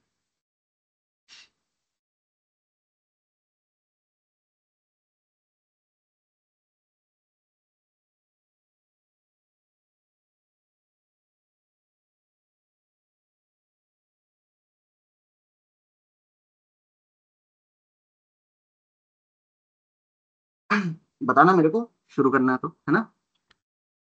देख लो आप कोड फटाफट, यस सर। स्टार्ट करें, ठीक है। तो अब अपन को डेटा भेजना है ना। तो अब ध्यान से देखोगे, this is a form, right. Guys questions आते हैं यहाँ से, थोड़ा सा ध्यान देना है फॉर्म पे, राइट। क्वेश्चंस आते हैं रिएक्ट में कि how do you handle form, right. यहाँ पे एक छोटा सा चीज है जो चीज पे क्वेश्चन आता है। तो मैंने यहाँ पे लगा रखा है कि इनपुट सबमिट टाइप बटन रखा रखा है मैंने, राइट। ठीक है सर। अब देखो बहुत तरीके हैं, यहाँ पे आप ऑन क्लिक के हिसाब से भी सबमिट करा सकते हो, या फिर ऑन सबमिट भी चल सकते हो, एक इवेंट चला सकते हो ऑन सबमिट, क्योंकि फॉर्म यूज कर रहे हो तो आप ऑन सबमिट भी चला सकते हो। ऑन सबमिट के हिसाब से चलते हैं। मैंने बोला जब भी फॉर्म सबमिट हो, मतलब क्या, जब भी आपका यहाँ पे, सॉरी एक मिनट इसको हटा ही देता हूँ मैं, चलो। हाँ, मतलब क्या कि जब भी कोई बंदा आके सबमिट पे क्लिक करे तो ही तो डेटा जाएगा, राइट। तो ही ये चीज ट्रिगर हो ऑन सबमिट, राइट। तो मैं बोलता हूँ कि ऑन सबमिट, ऑन सबमिट कब ट्रिगर होगा, जब भी कोई आपका सबमिट बटन पे क्लिक करा। ठीक है, यहाँ तक बात समझ आ रही है, ठीक है सर। अब इसके बाद मैंने बोला कि सेंड डेटा, ऐसा नाम से एक फंक्शन बना दिया। मैंने बोला कि भैया सेंड कर देना डेटा को, राइट। मैं फंक्शन को बना लेता हूँ फटाफट से। सेंड डेटा नाम से एक फंक्शन है हमारे पास, अ, ये ना, और ये रहा, सिंपल। अब एक चीज ध्यान देना आप लोग, राइट। मैं लिखता हूँ इसके अंदर सेंडिंग, है ना, थोड़ा सा ध्यान दो। मैंने लिख दिया सेंडिंग, राइट। अब देखो जब भी आप इस सबमिट बटन पे क्लिक करोगे ना, तो एवरी, क्या लगता है आपको क्या आने वाला है, सेंडिंग आने वाला है कि नहीं। यहाँ पे मैंने ऑन सबमिट पे लगा रखा सेंड डेटा फंक्शन के अंदर अपन ने लिख दिया सेंडिंग। ये तभी ट्रिगर होगा जब आप सबमिट बटन पे क्लिक करोगे। बात सही है। सबमिट बटन पे अगर मैं क्लिक करूंगा तो सेंडिंग दिखेगा। एक चीज ध्यान दो आप, दिख रहा है कोई चीज, कि सर सेंडिंग आ रहा है और फट से भाग जा रहा है। बात समझ आ रही है, देखो, बताओ ये चीज दिख रहा है सबको। यहाँ पे देखो यस सर। सेंडिंग आ रहा है और गायब हो रहा है, ऐसा क्यों हो रहा है, ई किसी को डॉट पता है। Prevent default. एग्जैक्टली, ठीक है, ऐसा क्यों हो रहा है पहले ये बताओ मेरे को, बताओ ऐसा क्यों हो रहा है, रीजन क्या है इसका। शायद बार बार एंटर हो रहा है इसलिए। क्या हो रहा है बार बार, बार बार एंटर हो रहा है। नहीं, ये बार बार सबमिट हो रहा है। देखो मैं यहाँ पे बोल रहा हूँ फॉर्म पे, अब चलाते हैं एक्शन। आपने बोला था कि सर एक्शन क्या करता है, कौन सी जगह पे सबमिट करना है, वो चीज पे सबमिट करता है। तो मैंने लिख दिया सपोज यहाँ पे यूजर्स, है ना। बस एक्शन के अंदर एक कुछ लिख दिया मैंने, स्लैश यूजर्स, राइट। अब आप ध्यान से देखना है यहाँ पे, जैसे ही मैं इस सबमिट बटन को क्लिक करूंगा ना, ये रीडायरेक्ट कर रहा है यूजर्स की तरफ। समझ आ रहा है। फॉर्म का बाय डिफॉल्ट, बात समझो, HTML में फॉर्म का बाय डिफॉल्ट नेचर होता है कहीं पे सबमिट होना। तो अगर ये बाय डिफॉल्ट सबमिट कर रहा है, तो भैया ये क्या कर देगा, रिलोड करेगा पेज को। और ये रिलोड रिएक्ट पे हम होने नहीं दे सकते। रिएक्ट सबसे ज्यादा माना जाता है इसी रीजन के लिए कि वो रिलोड नहीं करता है ब्राउजर को। आप कोई भी पेज पे नेविगेट कर रहे हो, कहीं पे भी जा रहे हो, तो रिलोड नहीं होना चाहिए। रिलोड होने से ही क्या होगा, रिलोड होने से आपका वापस से एक नया सा जावास्क्रिप्ट का विंडो ऑब्जेक्ट बनेगा, ये सारा चीज बनेगा, ये चीजें बनेंगी, राइट। और आपका प्रोजेक्ट स्ट्रक्चर या प्रोजेक्ट आप बोलो, वो चीज ऑप्टिमाइज नहीं रह पाएगा फिर, राइट। तो रिलोड करने देना नहीं है, क्योंकि हमने देखा था जब भी रिलोड होता था या नया टैब अपन खोलते थे तो एक नया विंडो बनता था, राइट, याद है आप लोगों को। तो ये चीज नहीं होने देना है। तो इस चीज को रोकने के लिए कौन हेल्प करेगा, इस चीज को रोकने का हेल्प करेगा वापस से आपको इवेंट। तो मैंने बोला कि भैया यहाँ पे एक इवेंट आ रहा होगा, है ना। मैं क्या करूंगा, उस इवेंट पे एक प्रॉपर्टी होती है जिसको हम बोलते हैं, क्या चीज रोकना चाहते हो आप, डिफॉल्ट नेचर को। तो आप सिंपली लिखोगे प्रिवेंट डिफॉल्ट। बात समझ आ रही है कि आपने क्या लिखा इस बार, प्रिवेंट डिफॉल्ट, कि भाई कैमल केस पे ध्यान देना, डिफॉल्ट कैमल केस पे है, ठीक है। बहुत जन स्मॉल केस पे लिखने के बाद बोलते हैं सर काम नहीं कर रहा है ना। तो इवेंट डॉट प्रिवेंट डिफॉल्ट मैंने इस तरीके से लिख दिया। अब अगर सिंपली मैं उस चीज को लॉग करूं, है ना, sending co dot dot dot dot dot इस तरीके से, right. Now if you go here और वापस चलते हैं अपने पेज पे, जो भी था इस पे। अब अगर मैं सबमिट करूं तो आपको दिख रहा है my page is not reloading even though, और मेरे ये फंक्शन चल रहा है। बात समझ आ रही है, बात समझ आ रहा है क्यों रोकना पड़ता है चीजों को, यस और नो, क्लियर है यस सर। है ना। एक और बार समझा देते, चलो एक एग्जांपल लेता हूं मैं आपको, राइट। एक एग्जांपल लेते हैं अपन। यहाँ पे ना एक एंकर टैग बना देता हूं। फ्लैश यूजर पे क्यों नहीं गया? स्लैश यूजर क्यों लिया था यहाँ पे, नहीं, क्यों नहीं गया, क्यों नहीं गया सबमिट होने पे? इस बार तो एक्शन हटा दिया ना मैंने।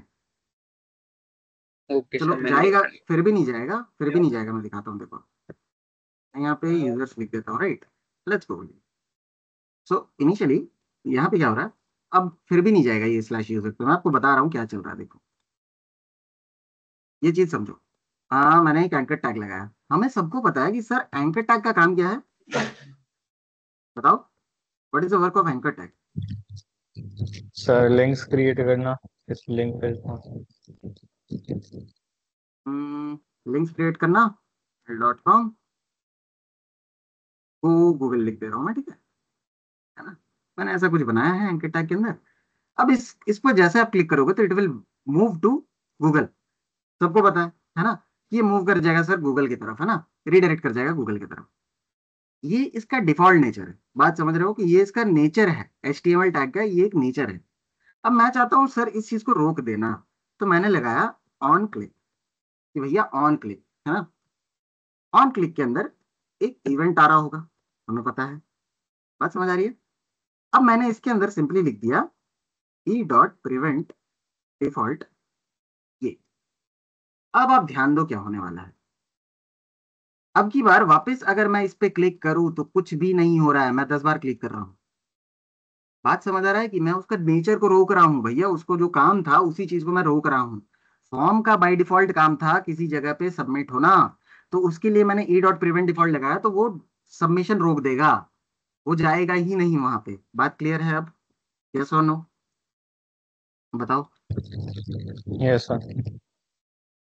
तो कोई भी HTML टैग का आपको अगर बाय डिफॉल्ट नेचर रोकना है तो प्रिवेंट डिफॉल्ट लगाओ, उसके पीछे इवेंट के पीछे जहां से इवेंट ट्रिगर हो रहा है वहां से प्रिवेंट डिफॉल्ट लगा दो, बस वो काम कर देगा आपका। ठीक है, यहाँ तक तो काम हो गया सर। अब हम लोग अपना API हिट कर सकते हैं, है ना।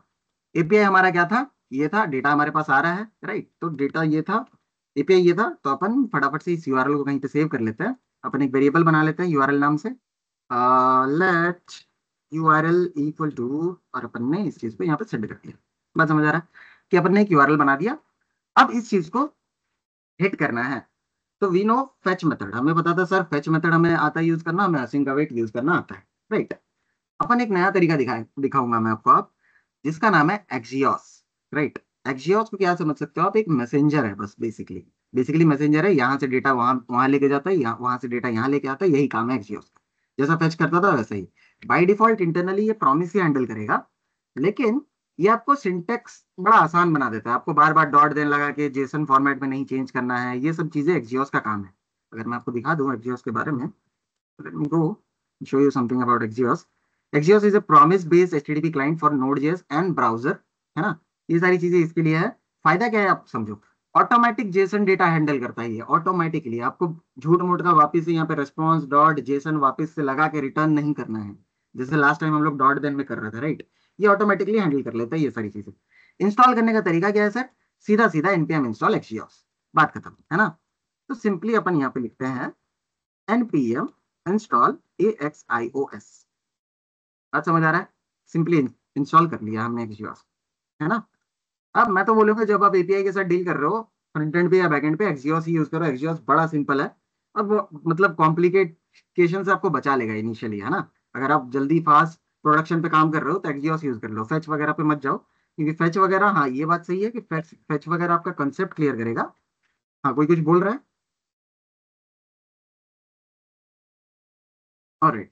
तो फेच वगैरह आपका कंसेप्ट क्लियर करेगा, लेकिन Axios आपका प्रोडक्शन स्पीड बढ़ा देगा, राइट। तो मैं यहाँ पे सिंपल लिखता हूँ let response, response equal to, लिखते कैसे Axios, सिंपली AXIOS, जैसे इंस्टॉल कर लिया, हिट करोगे एंटर तो ये इंपोर्ट होके आ जाएगा ऊपर। ध्यान देना है कि इंपोर्ट होके ही आ रहा है, नहीं तो एरर थ्रो करेगा। Axios इंपोर्ट होके आएगा। अब Axios कहता क्या है, Axios बोलता है भैया आप मेरे को अब मेथड बताओ क्या करना है। मैं अगर डेटा लेकर जाऊंगा, मतलब डेटा मेरे को लाना है, भेजना है, डिलीट करना है, अपडेट करना है, पैच करना है, राइट, वर्जन चेंज करना है, राइट, क्या करना है वो बताओ मेरे को। तो मैंने बोला भैया डेटा मेरे को भेजना है, पोस्ट मेथड, राइट। तो अपन को भेजना है तो पोस्ट मेथड होगा। अपन ने लगा दिया पैरेंथेसिस। पैरेंथेसिस जैसे लगाया ये खुद से बता रहा है कि भैया मैं दो चीजें लूंगा, पहला तो यूआरएल दे दो और उसके बाद कॉमा लगा के आप डेटा बोल दो कौन सा डेटा भेजना है। तो मैंने बोला ठीक है, यूआरएल अपन का यूआरएल में स्टोर है, यूआरएल कॉमा डेटा क्या है guys, what is the data over here, data बताओ। Sir user. यूजर है डेटा, यूजर के अंदर स्टोर है, राइट, ठीक है। अब ये प्रॉमिस है तो इधर you have to use async await. मैं चलता हूँ असिंक अवेट के साथ ही, राइट। तो हमें पता था सर अवेट यहाँ लगाना पड़ेगा, और अवेट है तो यहाँ पे top of the function I have to go with async, right. बात समझ आ रही है। अब सिंपली लॉग करेंगे रिस्पॉन्स को कि सर रिस्पॉन्स में आ क्या रहा है। npm रन डेव, चलाते हैं एक बार टर्मिनल को। तो अपन चलते हैं वापस यहाँ पे, अपन ने इसको रिलोड कर लिया, है ना। मैं एक काम करता हूँ, मैं एक इमेज भी ले लेता हूँ ताकि इमेज भी मेरे को दिखाना है। चल go with the image also, let me show you image. कोई भी इमेज उठा लेते, यही वाला इमेज उठा लेते अपन, है ना। Copy image address, link address use कर रहा हूँ मैं बेसिकली। यहाँ पे फटाफट से मैं नाम लिख देता हूँ शुभम, अपना ही नाम लिख देते हैं, शुभम@gmail.com। ईमेल भी डाल दिया अपन ने, और अपन ने लिंक एड्रेस पेस्ट कर दिया। मैंने करा सबमिट पे क्लिक। तो जैसे ही मैंने सबमिट पे क्लिक करा, थोड़ी देर बाद आपको ध्यान देना यहाँ पे कोई रेस्पॉन्स आया है। रेस्पॉन्स क्या है, status code 201। 201 status code use होता है whenever there is something created. जब भी कोई चीज क्रिएट हुआ है उसी चीज का स्टेटस कोड आता है 201, राइट। अब देखो कि डेटा में ये आ रहा है सर ये डेटा क्रिएट हुआ है ना, ठीक है। तो सर मतलब आप बोल रहे हो कि मेरे डेटाबेस पे डेटा क्रिएट हो गया है, मैं बोलूंगा हाँ ऑब्वियसली। आप रिलोड करो इस चीज को। So if you reload over here तो आप देखो यहाँ पे एक नेम आ रहा है, ईमेल आ रहा है, वही ईमेल जो मैंने पास करा था, और इमेज आ रहा है जो इमेज हमने भेजा, राइट। एक आईडी आ रहा है, मैंने आईडी आपको बताया कि ये डेटाबेस खुद से एक आईडी जनरेट करता है ना। तो ये आईडी खुद से जनरेट कर रहा है, बाकी ये तीन चीज हमने भेजा था सामने से फ्रंट एंड साइड से, वो जाके पीछे स्टोर हो रहा है ना इस एपीआई के अंदर। बहुत बढ़िया, यहाँ तक तो ठीक है। Now problem is I wanted to show the data, मेरे को यहाँ पे डेटा दिखाना भी है, जैसे सबमिट हुआ उसी तरीके से मेरे को डेटा दिखाना भी है। तो करोगे क्या आप, क्या करोगे अब आप बताओ। क्रिएट करेंगे सर कुछ क्रिएट करना पड़ेगा टेस्ट वगैरह उसमें। क्या करना पड़ेगा, टेप वगैरह क्रिएट करना पड़ेगा। आ, ठीक है, बताओ। अगर जैसे कार्ड वगैरह के फॉर्म में दिखाना है तो उस हिसाब से मैं जैसे दिखाना है उस हिसाब से ठीक है, तो देखो मैं क्या करता हूँ, मैं बोलता हूँ ये मेरा एक कंपोनेंट है जो बेसिकली डेटा ले रहा है ना। मैं एक नया कंपोनेंट बनाऊंगा जो मेरे को डेटा दिखाएगा। बात समझ आ रही है। तो मैंने बोला एक कंपोनेंट बना लेते हैं अपन, शो डेटा नाम से, शो यूजर्स नाम से, चलो शो यूजर्स। इसमें मेरे को यूजर्स दिखेंगे, है ना। अरे सी, फिलहाल के लिए इस पे चलते हैं। अपन ने क्या करा, अपन ने इस चीज को यहाँ पे रैप कर दिया। फॉर्म के बाद अपन ने बोला कि शो यूजर्स मेरा दिखेगा यहाँ, है ना, रन होगा। इनिशियली आपको ये चीज दिख रहा होगा कि शो यूजर्स वाला कुछ बनाया नहीं है फिलहाल के लिए। अब इस पेज पे चलते हैं, बात करते हैं कि इसी पेज पे डेटा दिखेगा। नाउ आप बोलोगे कि सर डेटा अगर दिखाना है तो डेटा मेरे को वापस लेके आना पड़ेगा, है ना, गेट रिक्वेस्ट से लेके आना पड़ेगा। गाइस क्लियर है ये चीज कि मेरे को जाके डेटा लेकर आना पड़ेगा, है ना, नहीं तो डेटा तो आ नहीं सकता। आ सकता है क्या? बोलो बोलो। हाँ सर। डेटा लाना ही पड़ेगा, है ना। तो ठीक है, आपने बोला कि सर डेटा लाना है तो अपन क्या करेंगे, एक वापस से एक्जियोस कॉल कर लेंगे। बहुत सिंपल है, बहुत सिंपल काम है। एक फंक्शन बना लेंगे कॉन्स्ट, फंक्शन का नाम देते हैं get data, get users, get users equal to arrow function बना लेते हैं। चलो बना लिया आपने एरो फंक्शन। अब मैंने लिखा let response, response equal to Axios dot get method होगा इस पे, है ना। यूआरएल है नहीं। बात बताओ फटाफट, यूआरएल मेरे इस पेज पे है, यूआरएल को मैं उस पेज पे लाना चाहता हूँ, क्या करूंगा? कल मैं बता चुका हूँ ये चीज। I have URL over here, I wanted to send this URL to show user. हाँ बताओ क्या करेंगे? प्रॉप्स। प्रॉप्स पास कर देंगे, बहुत बढ़िया। तो अपन यहाँ पे सिंपली सिंपली पास कर देंगे प्रॉप्स। मैंने लिख दिया यूआरएल इक्वल टू, और अंदर इसके अंदर यूआरएल। बात समझ आ रही है कि यूआरएल के अंदर पास कर दिया हमने प्रॉप्स को। अगर हमें देखना है तो यहाँ चलेंगे अपन सीधा सीधा, यहाँ आने के बाद यूआरएल को उसी तरीके से कैप्चर कर लेंगे, राइट, और इस यूआरएल को यहाँ पे पास कर देंगे। बहुत बढ़िया, ठीक है, यहाँ तक हो गया। यहाँ पे लगा देंगे अवेट सर, कोई दिक्कत नहीं। यहाँ पे लगा देंगे असिंक, बहुत सिंपल काम है सर, कोई दिक्कत ही नहीं। लॉग करेंगे रेस्पॉन्स को,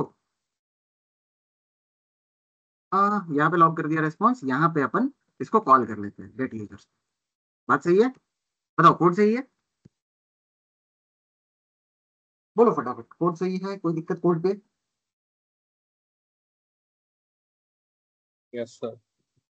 कोड बराबर है, राइट, ठीक है। चलो अपन चलते हैं यहाँ पे।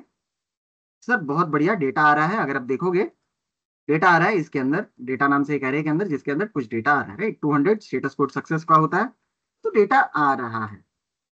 अब मुद्दा ये है कि आई वांटेड टू, मतलब मेरे को डेटा देखना है, तो डेटा देखोगे आप अगर ध्यान से, तो एक डेटा नाम के इसके अंदर आ रहा है, प्रॉपर्टी है बेसिकली, डॉट डेटा करना पड़ेगा, उसके बाद ही आपको दिखेगा। तो आपने लगाया है रिस्पॉन्स डॉट डेटा, है ना, इस तरह की कुछ प्रॉपर्टी है बेसिकली। अगर आप ऐसे लगाओगे तो आपको डेटा दिख जाएगा, ये डेटा आपको दिख रहा है ना। अब मैंने बोला कि ये चीज मेरे को दिखाना है, तो ऑब्वियस सी बात है इसको कहीं पे स्टोर करना पड़ेगा। स्टोर कहाँ करोगे? स्टेट पे, स्टेट पे स्टोर करोगे ना। तो अपन ने एक स्टेट ले लिया कॉन्स्ट। अब ध्यान देना है ना, थोड़ा सा, अब थोड़ा सा सीरियस हो जाओ, इस चीज पे ध्यान दो। मैंने एक स्टेट लिया कॉन्स्ट यूजर्स नाम से, मैंने लिखा set users equal to use state. Initially use state मेरा एम्प्टी एरे है, क्योंकि ये एरे में आ रहा है तो मैं इसको एरे ही बना दिया इनिशियली, राइट। देखो ये एरे में आ रहा है तो इनिशियली भी मैंने इसको एरे ही बना दिया। अब बात देखो यहाँ पे, आप बोलोगे कि सर एक काम करते हैं, यहाँ पे कंसोल डॉट लॉग के बदले सेट कर देंगे यूजर को। बात सही है, यहाँ पे सेट कर देंगे, वो चीज स्टेट में सेट हो जाएगा। यहाँ तक बात सही है? हाँ या ना, पहले ये बताओ।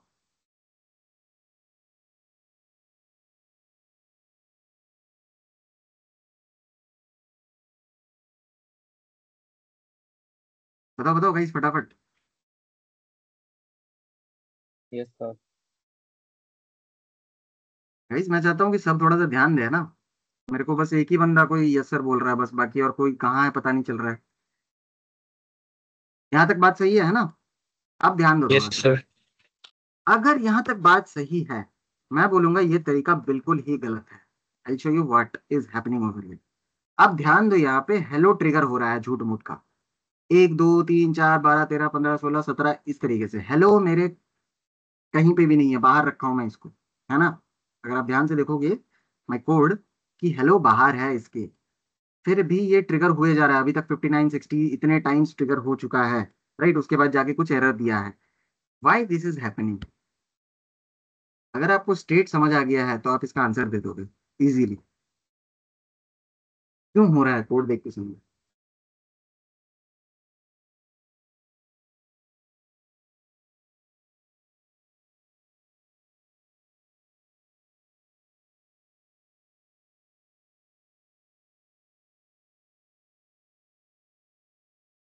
बताओ, किसी को आइडिया नहीं लग रहा है क्या हो रहा है यहाँ पे?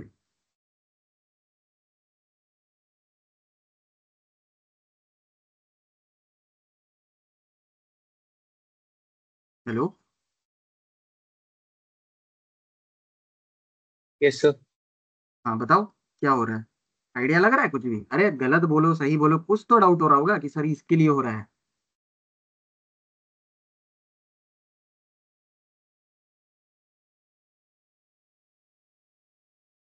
चैट सेक्शन, किसी को बोलने में शर्म आ रहा है थोड़ा चैट सेक्शन पे डाल दो फिर। सर एक बार कंसोल दिखाना। अच्छा ओके, कंसोल दिखा देते हैं अपन आपको। एक बार इसको वापस से चला देते हैं, है ना। इनिशियली ये रहा, देखो ये हेलो झूठ मूठ का ट्रिगर हो रहा है। ऐसा क्यों हो रहा है? बताओ।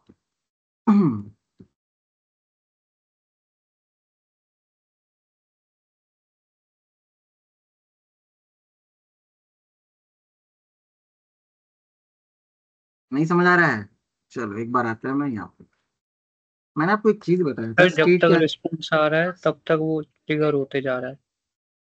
जब तक रेस्पॉन्स आ रहा है तब तक ट्रिगर हो रहा है? नहीं, ऐसा नहीं है। देखो बताते हैं क्या चीज हो रहा है, देखो यहाँ ध्यान दो। मैंने आपको बताया था कि स्टेट क्या करता है, जब भी सेट होता है स्टेट, ये पेज को रीरेंडर करता है। बात सही है हमारी? whenever you set state it re-renders a page। अब कोड पे आते हैं। कोड देखो ध्यान से। कोड में हमने क्या लिख रखा है सर? हमने लिख रखा था कि सर एक ये यूजर स्टेट है बेसिकली, है ना। अब पहले तो गेट यूजर कॉल हुआ। जैसे ही गेट यूजर कॉल हुआ, लेट रेस्पॉन्स से रेस्पॉन्स डेटा आया, इसने स्टेट को सेट कर दिया। स्टेट चेंज हुआ, स्टेट चेंज होगा वापस से पेज री रेंडर होगा, वापस री रेंडर होगा, गेट यूजर वापस कॉल होगा। बात समझ आ रही है? ये चीज वापस कॉल होगा। ये चीज अगर वापस कॉल होगा तो ये वापस से रिस्पॉन्स को बुलाएगा, फिर डेटा फेच करने जाएगा, फिर ये सेट करेगा यूजर को, वापस चेंज होगा, वापस रीरेंडर करेगा। बात समझ आ रहा है? ये साइकिल घूम रहा है एक पूरा लूप, कि भैया यहाँ पे आपने सेट यूजर ऐसे लिख दिया है जिसके कारण ये बार बार खुद से कॉल हो जा रहा है। बात समझ आ रही है यहाँ तक? क्या हो रहा है यहाँ पे? सेट यूजर का काम होता है उससे कैसे रीरेंडर कॉल करना। हो रहा है? उससे कैसे कॉल हो रहा है? खुद से कैसे कॉल हो रहा है? सेट यूजर क्या करता है, सेट यूजर जब भी आप सेट यूज करते हो, मतलब यूजर सेट कर रहे हो, बेसिकली कोई भी वेरिएबल को सेट करोगे, स्टेट वेरिएबल को, तो उसका काम ही है रीरेंडर करवाना पेज को, ताकि आपका पेज के अंदर कोई चीज दिखे। कल याद करो, कल हमने इसके बारे में डिस्कस करा था कि 1 2 3 4 दिख नहीं रहा था। बाद में वो दिखने कैसे लगा? क्योंकि जब भी सेट हो रहा था तो वो रीरेंडर कर रहा था पेज को वापस से चला रहा था ताकि दिखे, वो चीज वैल्यू दिखे, राइट। तो वही चीज यहाँ पे हो रहा है। अगर इन केस जैसे सिमिलरली इसी तरीके का मैं आपको एक चीज दिखा रहा हूँ, यहाँ पे भी ये चीज हो रहा है। देखो अगर यहाँ जाओगे बॉडी के अंदर, मैंने बॉडी के अंदर सिंपली लॉग लिख दिया है ना, यहाँ पे कहीं पे लॉग लिख दिया, बाहर लिख दिया लॉग, राइट। अब ध्यान देना, ये बॉडी के अंदर स्टेट कब काम करेगा? ध्यान दो, बॉडी के अंदर स्टेट तब काम करेगा जब आप टाइप कर रहे हो कुछ भी, क्योंकि स्टेट मेरे यहीं पे लिखा हुआ है। स्टेट वेरिएबल तो यहीं पे लिखा हुआ है ना, ट्रिगर तभी हो रहा है जब कुछ टाइप कर रहे हो। देखो यहाँ पे अपन ने क्या लगा रखा था, ऑन चेंज सेट यूजर। बात समझ आ रही है? तो मैंने जब भी चेंज करा इनपुट टैग के अंदर, तो मेरा सेट होगा स्टेट। स्टेट सेट हुआ तो मेरा पेज री रेंडर करेगा, पेज री रेंडर करा तो ये चीज वापस चलेगा। बात समझ आ रही है? यहाँ पे ये चीज वापस चल रहा है, राइट।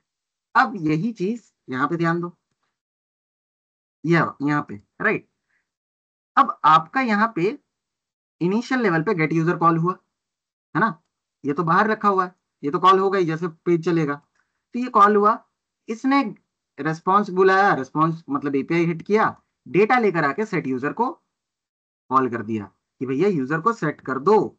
जैसे ही सेट यूजर हुआ, वापस ये रेंडर करेगा पेज को, वापस ये फंक्शन चलेगा, ट्रिगर करेगा, हाँ या ना। तो अगर ये फंक्शन ट्रिगर करेगा तो वापस ये चलेगा। बात समझ आ रही है अब? बताओ बात समझ आ रहा है क्या चल रहा है यहाँ?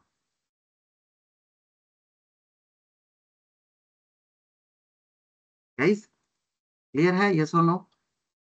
Yes sir. सर वो गेट यूजर्स को क्यों चला रहा था? शायद पेज दोबारा रीरेंडर होगा तो फिर सेट यूजर दोबारा कॉल हुआ है, फिर गेट यूजर कॉल है। एक मिनट देखो, गेट यूजर कॉल होगा, एक बार हेलो प्रिंट होगा, ऑब्वियस सी बात है, right. I get one time hello, बात सही है। पेज जब भी चलेगा तो गेट यूजर कॉल होगा, है ना। मैंने बोला सेट यूजर जब भी आप कॉल करोगे, जब भी यूजर सेट होगा, जब भी आपका स्टेट वेरिएबल चेंज हो रहा है ना, सेट यूजर क्या करेगा, स्टेट वेरिएबल को सेट कर रहा है। यहाँ पे इनिशियल वैल्यू से जो भी वैल्यू डेटा आ रहा है वो चीज नया सेट होगा, राइट। जब भी नया चीज सेट होगा तो ये पेज वापस से चलेगा, वापस से अगर चलेगा तो वापस गेट यूजर कॉल होगा, यस और नो। Yes sir. तो वापस अगर गेट यूजर कॉल होगा तो वापस ये सेट होगा, वापस यहाँ पे स्टेट वेरिएबल वापस चेंज होगा, फिर ये गेट यूजर को कॉल करेगा, यही चीज चल रहा है बस। तो सर बात समझ। ये बार बार एक ही चीज को सेट करते रहेगा? हाँ बार बार, अब आपने लिख रखा है तो बार बार एक ही चीज तो करेगा ही ना। आपने तो यहाँ लिख रखा है, इसको कॉल करना यहीं लिख रखा है कि भैया आप इसको कॉल कर देना, राइट। तो अब ये बार बार इसको सेट तो करेगा ही, सेट यूजर का काम ही है सेट करना स्टेट को। अब इस अच्छा चीज से जी। निकले कैसे, प्रॉब्लम है ये। अब सोचो निकलना कैसे इस चीज से।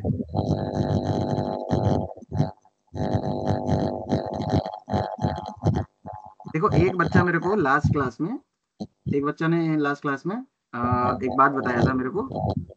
5731 लास्ट में, आप थोड़ा सा म्यूट कर लो ना। एक बच्चे ने लास्ट क्लास में मेरे को बताया था कि सर हम क्या कर सकते हैं, हम इनिशियली चेक करेंगे कि एरे का लेंथ क्या है ना। देखो जब भी डेटा आएगा तो ऑब्वियस सी बात है एरे लेंथ से ज्यादा आएगा, हमें पता है, राइट, है ना।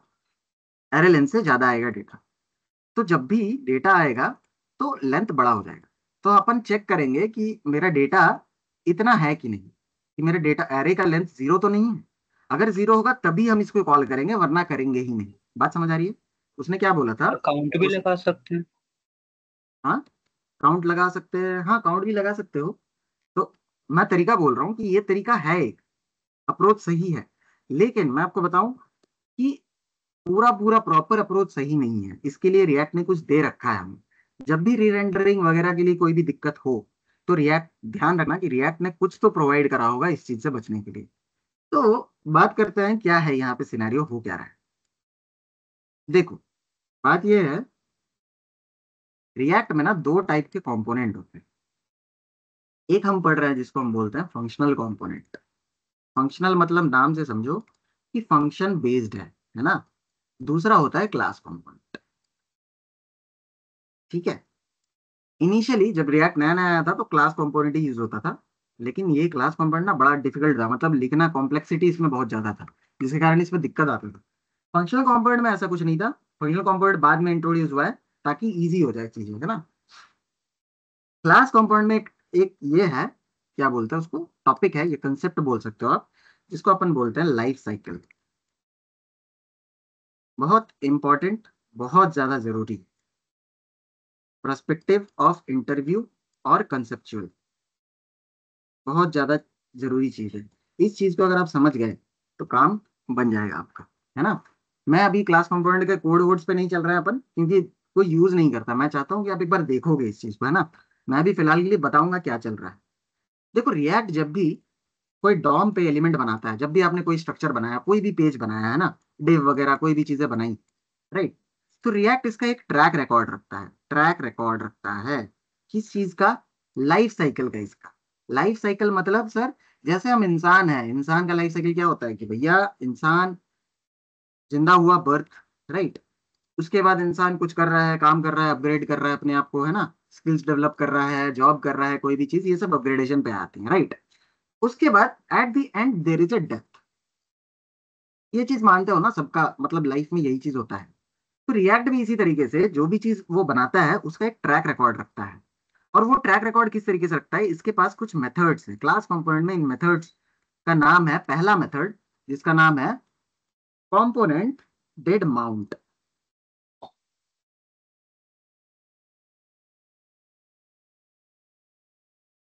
ये मेथड तब ट्रिगर होता है जब बर्थ होता है। बात समझ आ रही है, जब बर्थ होता है मतलब कि जैसे ही रिएक्ट में कोई चीज बना, उसी टाइम ये मेथड ट्रिगर होगा। ठीक है, कंपोनेंट डिड माउंट। दूसरा मेथड है जिसका नाम है component did update. Component did update, ये मेथड तब ट्रिगर होगा जब भी कंपोनेंट में कोई चीज चेंज आ रहा है, 1 से 2 गया, 2 से 3 गया, कोई भी चीज उस कंपोनेंट के अंदर कोई भी छोटी सी चीज भी चेंज हो रही है तो ही ये कंपोनेंट डिड अपडेट वाला मेथड ट्रिगर होता है। बात समझ आ रही है? और तीसरा है डेथ। डेथ वाला है कंपोनेंट विल अनमाउंट। ये तभी ट्रिगर होगा जब आपका कंपोनेंट हट जाएगा इसी तरीके से, राइट। हो सकता है आपके पास इनिशियली कुछ डेटा रहे जो आप दिखा रहे थे डिव के अंदर, लेकिन बाद में कोई पेज पे गए और ये डिव हटाना पड़ गया उसको, है ना, तो उस टाइम चलता है कंपोनेंट विल अनमाउंट। बात समझ आ रही है कि सर इस तरीके से ये ट्रैक रिकॉर्ड रखता है। मेथड्स है बेसिकली क्लास के अंदर। मेथड्स मतलब सर एक फंक्शन है ना। अब सर ये फंक्शन काम क्या करता है, आप ध्यान देना। काम करता है, अगर आप ध्यान से देखोगे मेरे कोड में दिक्कत क्या था, मेरे कोड में दिक्कत था कि मैं इनिशियली जैसे ही मेरा कोड रन करे तभी मैं चाहता था कि डेटा उठ के आ जाए, उसके बाद तो नहीं चाहता था, उसके बाद तो मैं ट्रिगर करना भी नहीं चाहता था। तो उस सिचुएशन पे कौन सा मेथड काम करेगा? उस सिचुएशन में मेरा काम करेगा कंपोनेंट डिड माउंट वाला, कि भैया आप जो भी लिखना चाहते हो कंपोनेंट डिड माउंट के अंदर लिख दो। ये क्या करेगा, जैसे ही आपका पेज कॉल होगा, मतलब पेज बनेगा, उसके बाद एक बार बस ये कॉल कर देगा कि लाइव होने के बाद, जैसे ही लाइव आया आपका कंपोनेंट, उसके बाद करना क्या है, एक बार इसको कॉल कर दो बस, और कुछ नहीं करेगा। ये चीज क्लास कंपोनेंट में तो ठीक है, आप समझ गए कि क्लास कंपोनेंट में 3 मेथड्स है इसके लिए, है ना। फंक्शनल कंपोनेंट में क्या है, क्योंकि हम लोग फंक्शनल कंपोनेंट में काम कर रहे हैं, तो फंक्शनल कंपोनेंट में काम करने के लिए रिएक्ट ने एक हुक दिया है जिसका नाम है यूज इफेक्ट। क्या नाम है? Use effect.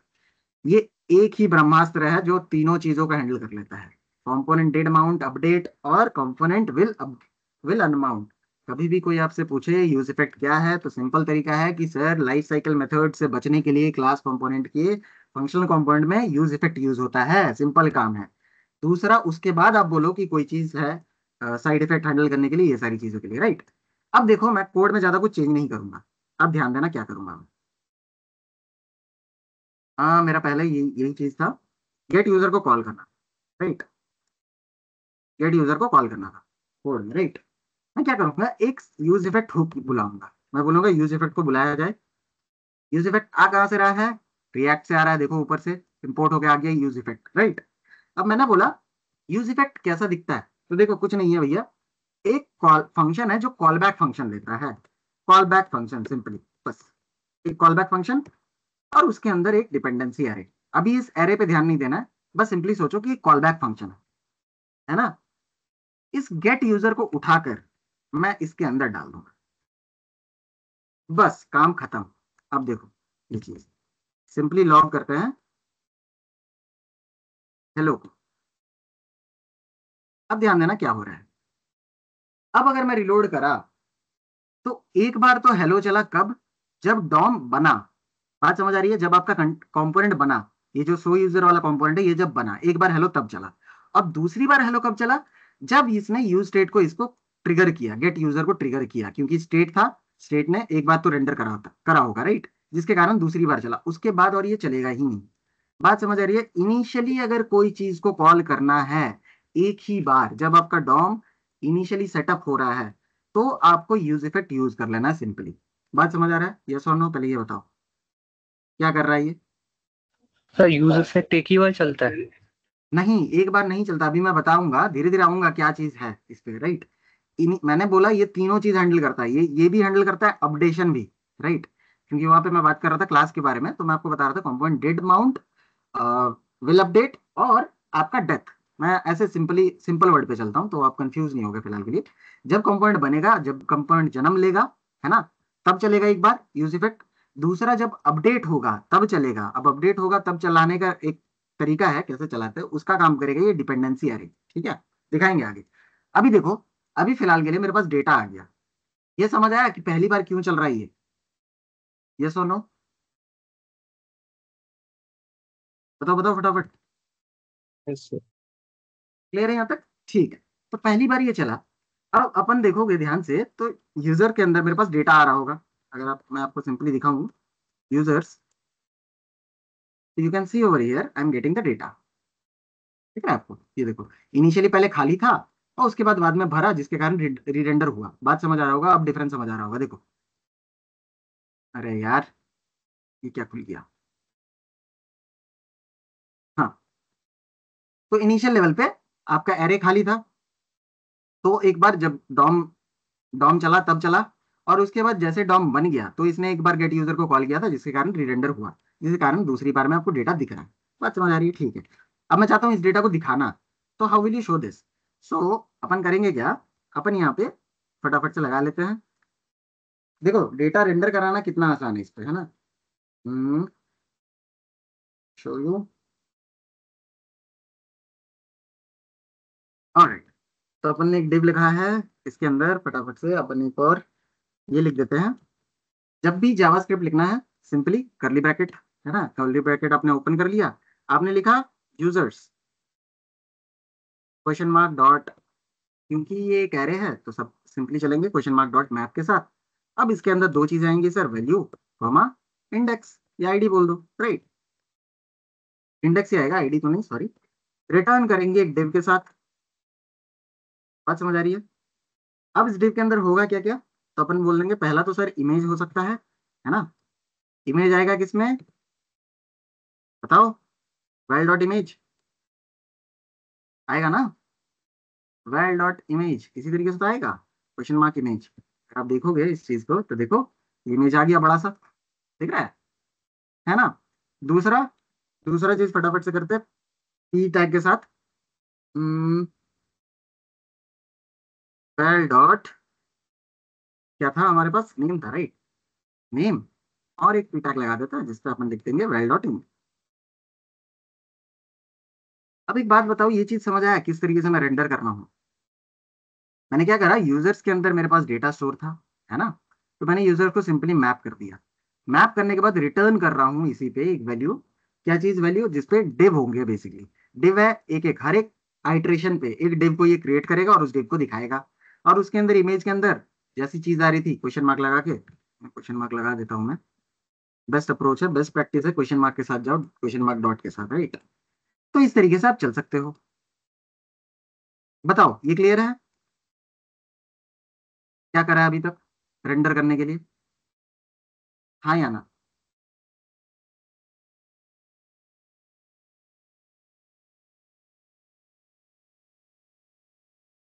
यस और no, is it clear? Yes sir. कोई बता सकता है, can we yes. Right here for each लगा सकते हैं? क्या लगता है, क्या हम फॉर ईच फॉर लगा ईच सकते हैं? रिटर्न का करता हाँ, सर, रिटर्न नहीं करता for each. Exactly, for each के साथ आप नहीं कर पाओगे, क्योंकि for each doesn't return you something, right. तो यहाँ पे हमेशा ध्यान रखना है कि जब भी आप रेंडर कर रहे हो कोई चीज, so you will go with map, है ना। ठीक है सर, यहाँ तक तो काम हो गया। ठीक है, यहाँ तक काम हो गया। मैं थोड़ा सा डिजाइन कर लेता हूँ इसको, उसी की मदद से, टेलविंड की मदद से ही कर लेते हैं अपन डिजाइन इसको। एक काम करते हैं, डिव में क्लास लगा देते हैं फ्लैक्स, ठीक है। फ्लैक्स में गैप दे देते हैं एक, जो गैप रहेगा मेरा सपोज 10 px का, जिसमें मल्टीपल चीजें ताकि आ पाए ना। उसके बाद फ्लैक्स को रैप कर देंगे, फ्लैक्स रैप, और उसके बाद अपन लिख देंगे P2, और पैडिंग टॉप कर देंगे 5 px का, 5 px का पैडिंग टॉप का, ठीक है। तो इनिशियली यहाँ पे थोड़ा सा इस तरीके दिख रहा है, अभी तक इमेज का साइज फिक्स नहीं है, इमेज का साइज फिक्स करना पड़ेगा, है ना। तो इमेज का साइज फिक्स करने के लिए अपन क्या करेंगे, यहाँ पे क्लास नेम दे देते हैं, क्लास नेम, और इसका हाइट कर देते हैं, एच को 100 px का दे देते हैं, right. 100 px will be better, I guess. तो आपको दिख रहा है कि एक इमेज साइज आ रहा है इस तरीके का, राइट, ठीक है, बहुत सही। और कुछ करना है क्या, बॉर्डर दे देते हैं अपन इस डिव को, ताकि थोड़ा सा आपको ये भी समझ आए कि एक एक कार्ड बन रहा है। क्लास नेम दे देते हैं, बॉर्डर दे देते हैं, बॉर्डर दे देते हैं इसको 2 px का। ज्यादा कुछ मैं नहीं कर रहा हूँ, मैं जानता हूँ आप लोग सीएसएस में बेटर हो, चल go with the border of 2 px, है ना। अब यहाँ पे एक एरर आ रहा है, इस पे ध्यान नहीं देना है, ठीक है, मैं आपको बताऊंगा ये चीज क्यों आ रहा है फिलहाल के लिए। अब यहाँ तक तो बात क्लियर है, समझ आ रहा है ना। अब मान लो मेरे को मन करा, मैंने एक और नया सा बंदा को ऐड करा यहाँ पे, मनोज नाम से, राइट। मैंने लिख दिया मनोज @gmail.com, यहाँ पे आपको समझ आ रहा होगा री रेंडर इसलिए कर रहा है क्योंकि आप बार बार लिख रहे हो कोई चीज, राइट। इस चीज को हटा देते हैं इसको। ठीक है, मनोज के लिए एक फोटो लेकर आता है फटाफट से। कौन सा फोटो मनोज? शो इमेजेस, ये वाला फोटो ले लेते हैं, चलो, है ना, जिसपे ये वाला कॉपी इमेज एड्रेस। अब एक चीज ध्यान देना गाइस ना, इस पे थोड़ा सा ध्यान देना। आपने करा सबमिट, ठीक है, ध्यान दो यहाँ पे सबमिट हुआ नहीं, यहाँ पे डेटा आया नहीं मेरे पास। क्या सब डेटा नहीं गया? अगर आप ध्यान से देखोगे इस पे चल के, डेटा आया है क्या सर? डेटा तो बिल्कुल आया है, डेटा आया है, but you can't say this data over here. इसका रीजन क्या है पता है आपको?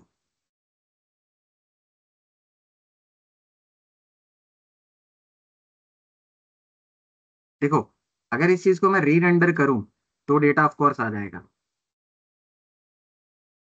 बात समझ आ रहा है? री रेंडर करा तभी आया, उससे पहले आया ही नहीं। रीजन क्या था कि आपने डेटा तो क्रिएट करा था, है ना, डेटा तो बड़ा आसानी से आपने क्रिएट करा था, लेकिन री रेंडर करने का कुछ बताया ही नहीं। आपने बताया यूज इफेक्ट को कि तभी चलो जब इनिशियली डॉम क्रिएट हो, और मत चलना। अभी तक हमने बताया था कि और मत चलना। अब यहाँ पे अपडेशन के टाइम पे अगर आपको कोई चीज चेंज लाना है, वापस से रीरेंडर करवाना है, तो ये चीज आपको यूज स्टेट को बताना पड़ेगा। और ये यूज स्टेट को कहाँ बताना पड़ेगा? ये चीज आपको बताना पड़ेगा इसके डिपेंडेंसी एरे पे। ये एरे ये खाली खाली नहीं दिया है, ये एरे दिया है इसलिए इसने बोला है कि भैया ये एरे को आप रखो। आपको ऐसा कोई भी चीज इस एरे के अंदर कभी भी कोई भी चीज चेंज होगा तो मैं रीरेंडर कर जाऊंगा, मैं वापस इसको रीरेंडर नहीं, सॉरी, मैं वापस इस फंक्शन को चला दूंगा। बात समझ आ रही है? ये बोल रहा है कि इस एरे में कोई एक चीज दो मेरे को, ताकि मेरे को पता चले, है ना, कि कोई चीज चेंज हो रहा है। जैसे ही चेंज होगा तो मैं इसको वापस चला दूंगा। बात समझ आ रही है ना? बताओ, बात समझ आ रहा है क्या बोल रहा हूं मैं? यस और नो? सर एक बार रिपीट कर दो। रिपीट करते हैं, चलो आ जाओ। देखो, यहाँ पे एक और यूजर ले लेते हैं। आपका नाम क्या है वैसे? दिव्यांश नाम से एक बंदा है ना हमारे पास, दिव्यांश, है ना? Let's go with Divyansh. Divyansh @gmail.com, है ना? दिव्यांश को भी एक इमेज दे देते हैं अपन, बढ़िया सा, इसी पे चलते हैं, चलो। कॉपी इमेज एड्रेस करते हैं अपन। दिव्यांश को अपन ने एक इमेज दे दिया, ठीक है। ध्यान देना, मैंने करा सबमिट, सबमिट करा, डेटा यहाँ नहीं आया सर, है ना? डेटा यहाँ जरूर सेंड हो गया है, अगर आप ध्यान से देखोगे तो Divyansh has been created, right. बात ये यहाँ नहीं आ रहा है। अब यहाँ कब आएगा? जब आप इसको रेंडर करोगे वापस, या रिलोड करोगे। रिलोड करा तब आया, ऐसे तो आया ही नहीं। अब आपका क्लाइंट तो ऐसे रिलोड तो नहीं करेगा बैठे बैठे। तो इस चीज को हैंडल करने के लिए भी यूज इफेक्ट ही काम आएगा। मैंने आपको बोला था कि यूज इफेक्ट तीन चीजों के लिए काम आता है। क्या क्या? पहला, जब अलाइव होगा कंपोनेंट, मतलब जब कंपोनेंट बनेगा। बात समझ आ रही है? दूसरा, जब कंपोनेंट में कोई चीज अपडेट होगा। तीसरा, जब कंपोनेंट मर गया, डेथ, है ना, ये चीज। तो यूजवेट क्या कहता है कि भैया ये जो डिपेंडेंसी एरे है ना, इसके अंदर जब भी आपको कोई चीज चेंज आ रही है, मतलब जब भी आपको पेज को री रेंडर करवाना है, तो इसके अंदर कोई एक वैल्यू होनी चाहिए जो चेंज हो। मान लो मैंने बोला कि देखो एक वैल्यू चाहिए मेरे को जो चेंज होना चाहिए। यहाँ पे अगर मान लो कोई ऐसा कांस्टेंट वैल्यू रख दिया, 12 रख दिए, तो it is not going to work. 12 वैसा नहीं होना चाहिए। जैसे मैं बोल रहा हूँ कि भाई जब भी ये सबमिट बटन क्लिक हो तो ये 12 बढ़ के 13 हो जाना चाहिए। अगर ये बढ़ के 13 हो गया तो ये गेट यूजर को कॉल कर देगा। बात समझ आ रही है अभी तक? तो ये गेट यूजर को कॉल करेगा और वापस खुद से दिख जाएगा मेरे को डेटा। मेरा मुद्दा तो यही है ना कि कैसे भी गेट यूजर को कॉल कर दो, बस गेट यूजर को कॉल कर दोगे तो ये डेटा उठा के लेकर आ जाएगा। बात तो यही है। बात समझ आ रही है? ये सुनो, यस सर। है ना? तो अब सोचने वाली बात है कि सर यहाँ पे ऐसा क्या रखे जो चेंज होगा, और चेंज कब होगा? जब आपका सबमिट बटन क्लिक होगा, क्योंकि जब भी आप सबमिट बटन क्लिक करोगे ऑब्वियसली तभी मेरा क्लाइंट बनेगा, राइट, सॉरी, मेरा तभी यूजर यूजर जाएगा एक डेटाबेस पे, राइट। तो अब मैं सोच रहा हूँ अपन चलते हैं बॉडी पे। सबमिट बटन कब क्लिक हो रहा है? सेंड डेटा के टाइम पे। ऑब्वियस सी बात है, बात समझ आ रही है ना? तो मैंने क्या करा, एक वेरिएबल ले लिया कॉन्स्ट रिफ्रेश नाम से। कॉन्स्ट स्टेट वेरिएबल ले लेते हैं रिफ्रेश नाम से। कॉमा सेट रिफ्रेश, ये करेगा क्या, रिफ्रेश करेगा, equal to use state, initially मैं इसको कर देता हूँ फॉल्स, पहले रिफ्रेश करने की कोई जरूरत नहीं, फॉल्स, इनिशियली मैंने फॉल्स रखा, ठीक है, कोई दिक्कत नहीं। अब मैंने बोला कि जब भी सेंड डेटा हो, डेटा जब भी भेजे जाए, है ना, तो मैं चेक करूंगा रिस्पॉन्स है क्या, रिस्पॉन्स अगर आया तो आप क्या करो, सेट रिफ्रेश। ये चीज समझ आ रहा है सबको, मैंने क्या करा, ये वाला line of code, initially refresh false पे है, सेट रिफ्रेश क्या करेगा, उसको उल्टा करेगा, फॉल्स से ट्रू करेगा, ट्रू से फॉल्स करेगा, यही काम है सेट रिफ्रेश। बात समझ आ रहा है? Yes sir. है ना, अगर आप देखोगे रिफ्रेश, राइट, अगर आपको देखना है I show you something like this, so if you go and click over here, तो ये ट्रू फॉल्स ट्रिगर कर रहा है, क्या यहाँ डेटा बन रहा है क्या, देखो एक बार, अरे यार डेटा भी बन रहा है, 3 डेटा था हमारे पास, 3 डेटा पे लाना पड़ेगा इसको वापस, मैं एक बार 3 डेटा पे ला देता हूँ उसको, राइट, 3 ही था ना हमारे पास, हाँ 3 डेटा पे अपन लेके आते हैं, इसको रिलोड करते हैं, ठीक है, दिव्यांश तक आ गया अपन, राइट। तो आपको दिख रहा था कि ये ट्रू फॉल्स पे ट्रिगर कर रहा है। अब मेरे को काम क्या है कि मेरे को ये रिफ्रेश चाहिए, कहाँ पे चाहिए, मेरे को ये रिफ्रेश चाहिए इस जगह पे, यहाँ पे, इस डिपेंडेंसी एरे पे, क्योंकि अगर मैंने इसको यहाँ पे लगा दिया तो मेरा काम बन गया, ये रिफ्रेश चेंज होगा और ये यूज इफेक्ट उसको देखेगा कि भैया अच्छा रिफ्रेश चेंज हो रहा है, तो इसको कॉल करते जाओ, बात यही है, सिंपल, ठीक है।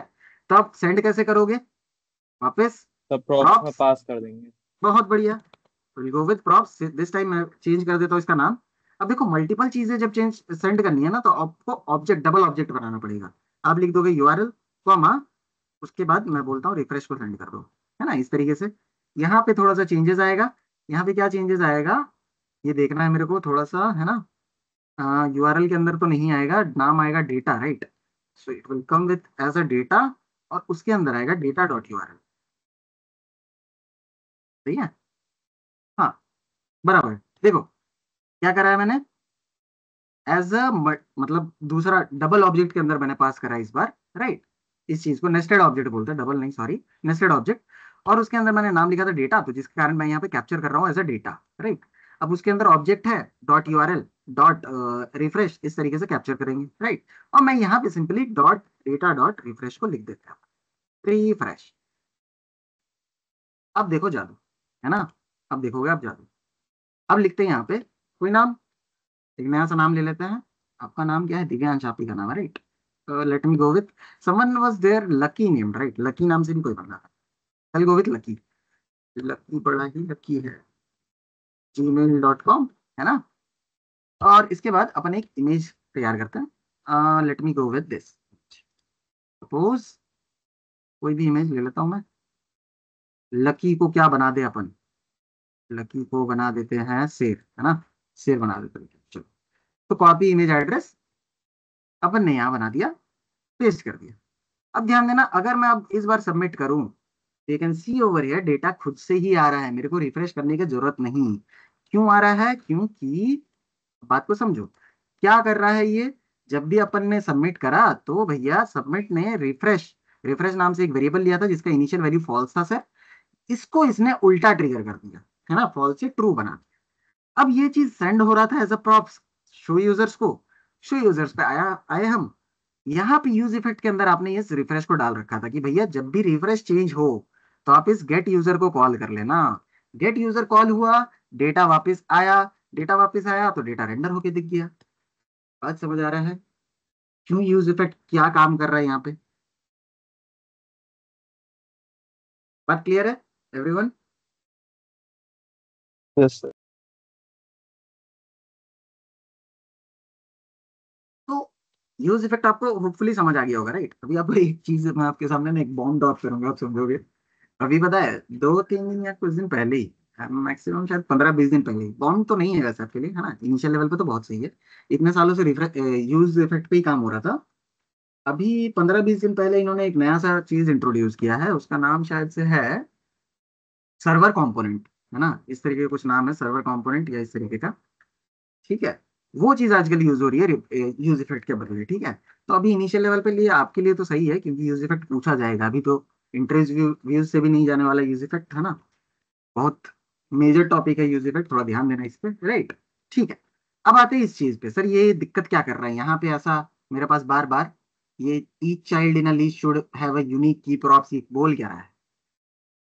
देखो मैंने आपको बताया था कि रिएक्ट ना थोड़ा सा एसईओ ऑप्टिमाइज नहीं है। उसका रीजन क्या है, रीजन क्या, आप समझो चीज को। जैसे मेरा ये क्लास है, राइट, जो ये बन रहा है, ये वाला स्ट्रक्चर, ये स्ट्रक्चर का कोई गारंटी नहीं है कि ये बनेगा कि नहीं बनेगा, है ना। अगर डेटा नहीं रहेगा तो ये स्ट्रक्चर तो बनेगा ही नहीं, है ना। ऐसी ऑप्टिमाइज इसलिए नहीं है क्योंकि जो पेजेस पहले से बता देते हैं कि मेरी स्ट्रक्चर ये रहेंगी, उनके लिए एसईओ बड़ा अच्छा से काम करता है। रिएक्ट बताता ही नहीं है, रिएक्ट के ऊपर डिपेंड करता है कि भाई वो बैकएंड से डेटा लेकर आएगा, डेटा रहेगा तो दिखाएगा, तो रेंडर कर देगा, डिव बना देगा, ये सारी चीजें, है ना। तो इसके लिए ट्रैक रिकॉर्ड रखना बड़ा दिक्कत हो जाता है, जिसके कारण एसईओ ऑप्टिमाइज है नहीं रिएक्ट, राइट। तो अब इस चीज में रिएक्ट में क्या बोलता है, रिएक्ट बोलता है कि भाई आपने ना, आपने जो भी चीजें बनाया है यहाँ पे, जो भी नया नया एलिमेंट्स बनाया है, इनका मेरे पास कोई रिकॉर्ड ही नहीं है। अगर आप ध्यान से देखोगे, so every element having the same div, same class, मतलब सेम डिव, सारे डिव सेम होंगे, राइट, क्योंकि लूप पे चल रहा है, सारे डिव्स तो होंगे सेम ही, भले कंटेंट जो भी हो वो अलग हो। तो इसके पास कोई रिकॉर्ड नहीं है इस डिव्स का, राइट। कल दिन बाद मैं आपको ये बोलूँ कि भाई इसको डिलीट करना है मेरे को, तो आप कैसे डिलीट करोगे, आपके पास कोई रिकॉर्ड ही नहीं है इस डिव का। तो ये डिव का रिकॉर्ड्स रखने मांगता है। तो ये बोलता है कि भैया जब भी आप चाइल्ड लिस्ट तैयार कर रहे हो, तो list should have a unique की, यूनिक की होना चाहिए लिस्ट के पास, है ना। बैकएंड पे जब भी हम लोग डेटा लेके आते हैं बैकएंड से, तो हमारे पास एक यूनिक आईडी होती है। यहाँ पे आईडी है, हाँ है वैसे, है ना। आईडी तो ये जनरेट करके दे ही रहा है हम लोगों को, अगर देखोगे तो यहाँ पे यूनिक आईडी 1 2 3 4 ऐसे जनरेट कर रहा है, राइट। तो ये भी यूज कर सकते हैं। तो करना क्या है, जब भी आप रेंडर कर रहे हो रिटर्न पे, तो यहाँ पे की पास कर दो। की पास कर दिया अपन ने, की पास करोगे, अब की का नाम क्या है, तो अपन ने बोला कि भैया की का नाम है val dot question mark dot ID, ये है मेरा। अब ये एरर आपको हटा देगा, अब ये यहाँ से एरर हट जाएगा। अब ये बोलेगा ठीक है कोई दिक्कत नहीं, देखो अब ये एरर नहीं आ रहा है, राइट। अब ये काम क्या करता है, ओके, हाँ, बंद हो जा, हाँ। तो अब ये काम क्या करता है, मान लो कल मैंने बोला कि भाई आपको ना एक दो बटन रखने हैं, एक रखना है डिलीट बटन। बात समझ आ रही है कि एक डिलीट बटन चाहिए मेरे को। So you can see over here I am getting a delete button in every card, right. अब मैं चाहता हूँ कि जब भी आप क्लिक करो तो ये बंदा डिलीट हो जाए। जैसे मैं दिव्यांश पे क्लिक करता हूँ तो दिव्यांश डिलीट हो जाए, मनोज पे क्लिक करो तो मनोज डिलीट हो जाए, है ना। जिस चीज पे ट्रिगर करूँ वो चीज डिलीट होनी चाहिए। तो आप डिलीट करोगे कैसे,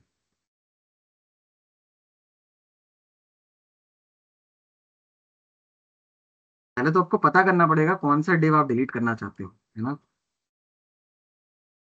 पता कैसे करोगे, तो वो पता करने के लिए आपको हेल्प करेगी ये चीज, ये की, समझ रहे हो। मैं बोलूंगा भैया एक काम करेंगे, ऑन चेंज लगाएंगे, ऑन क्लिक लगाएंगे, जब भी डिलीट बटन पे ये होटो हिट हो, मैं लिख देंगे हैंडल क्लिक, हैंडल डिलीट, ऐसे ही कुछ, है ना।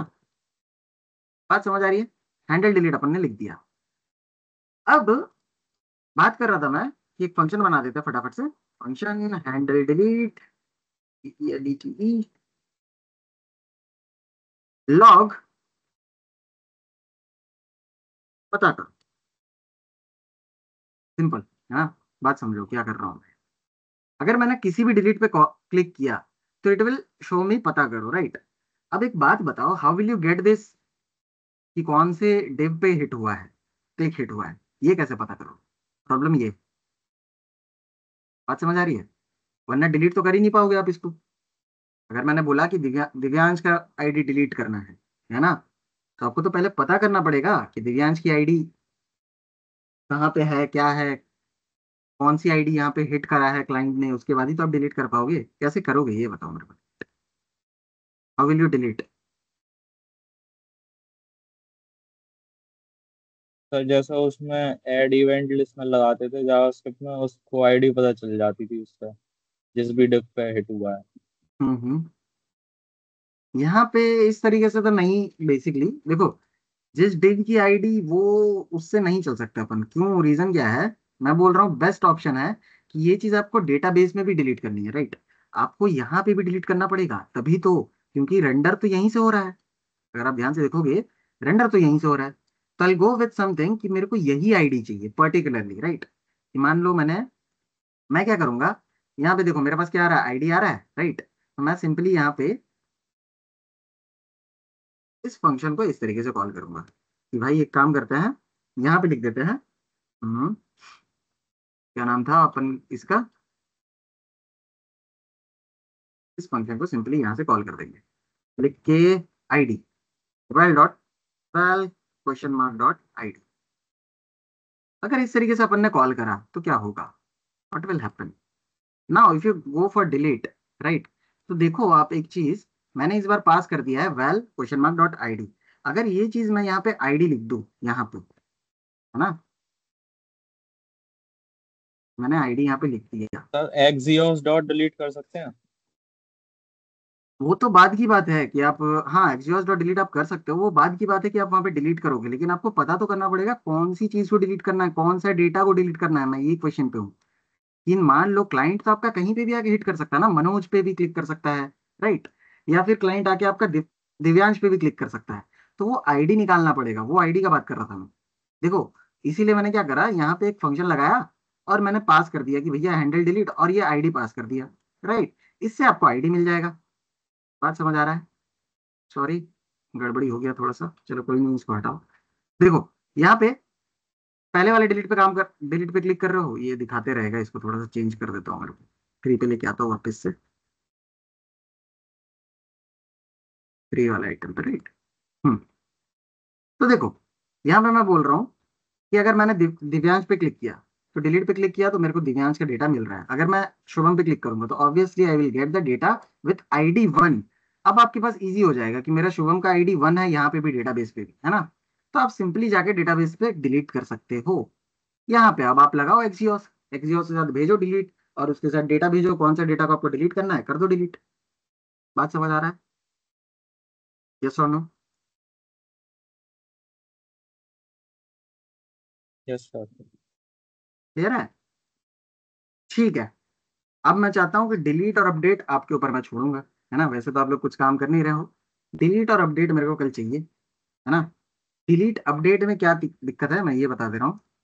अपडेट पे जब भी आप क्लिक करो, I want something like this, like यहाँ पे एक और अपडेट बटन भी होगा, तो late me go with update button.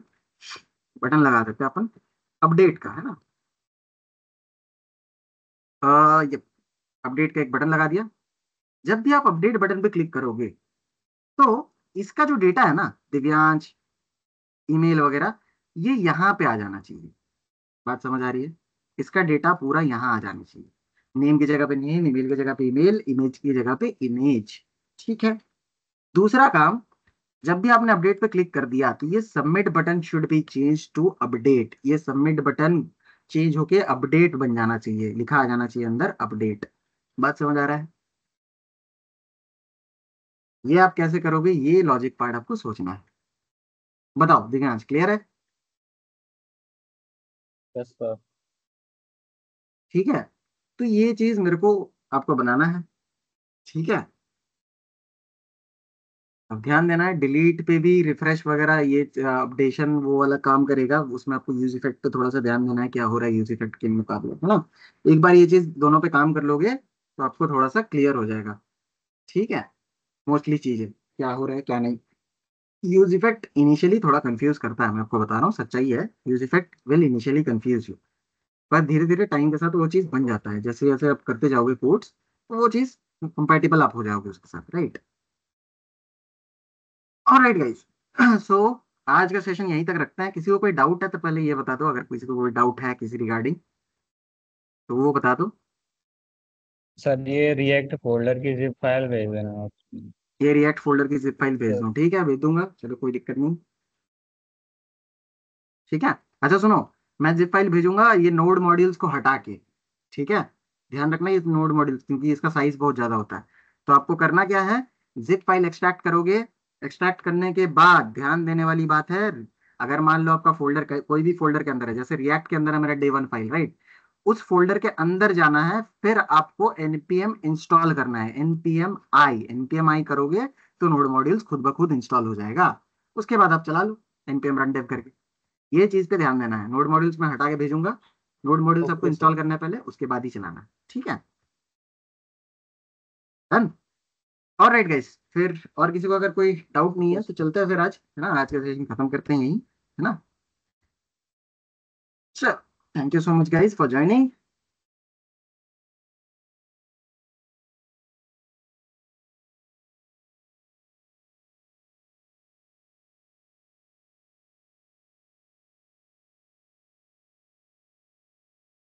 Welcome.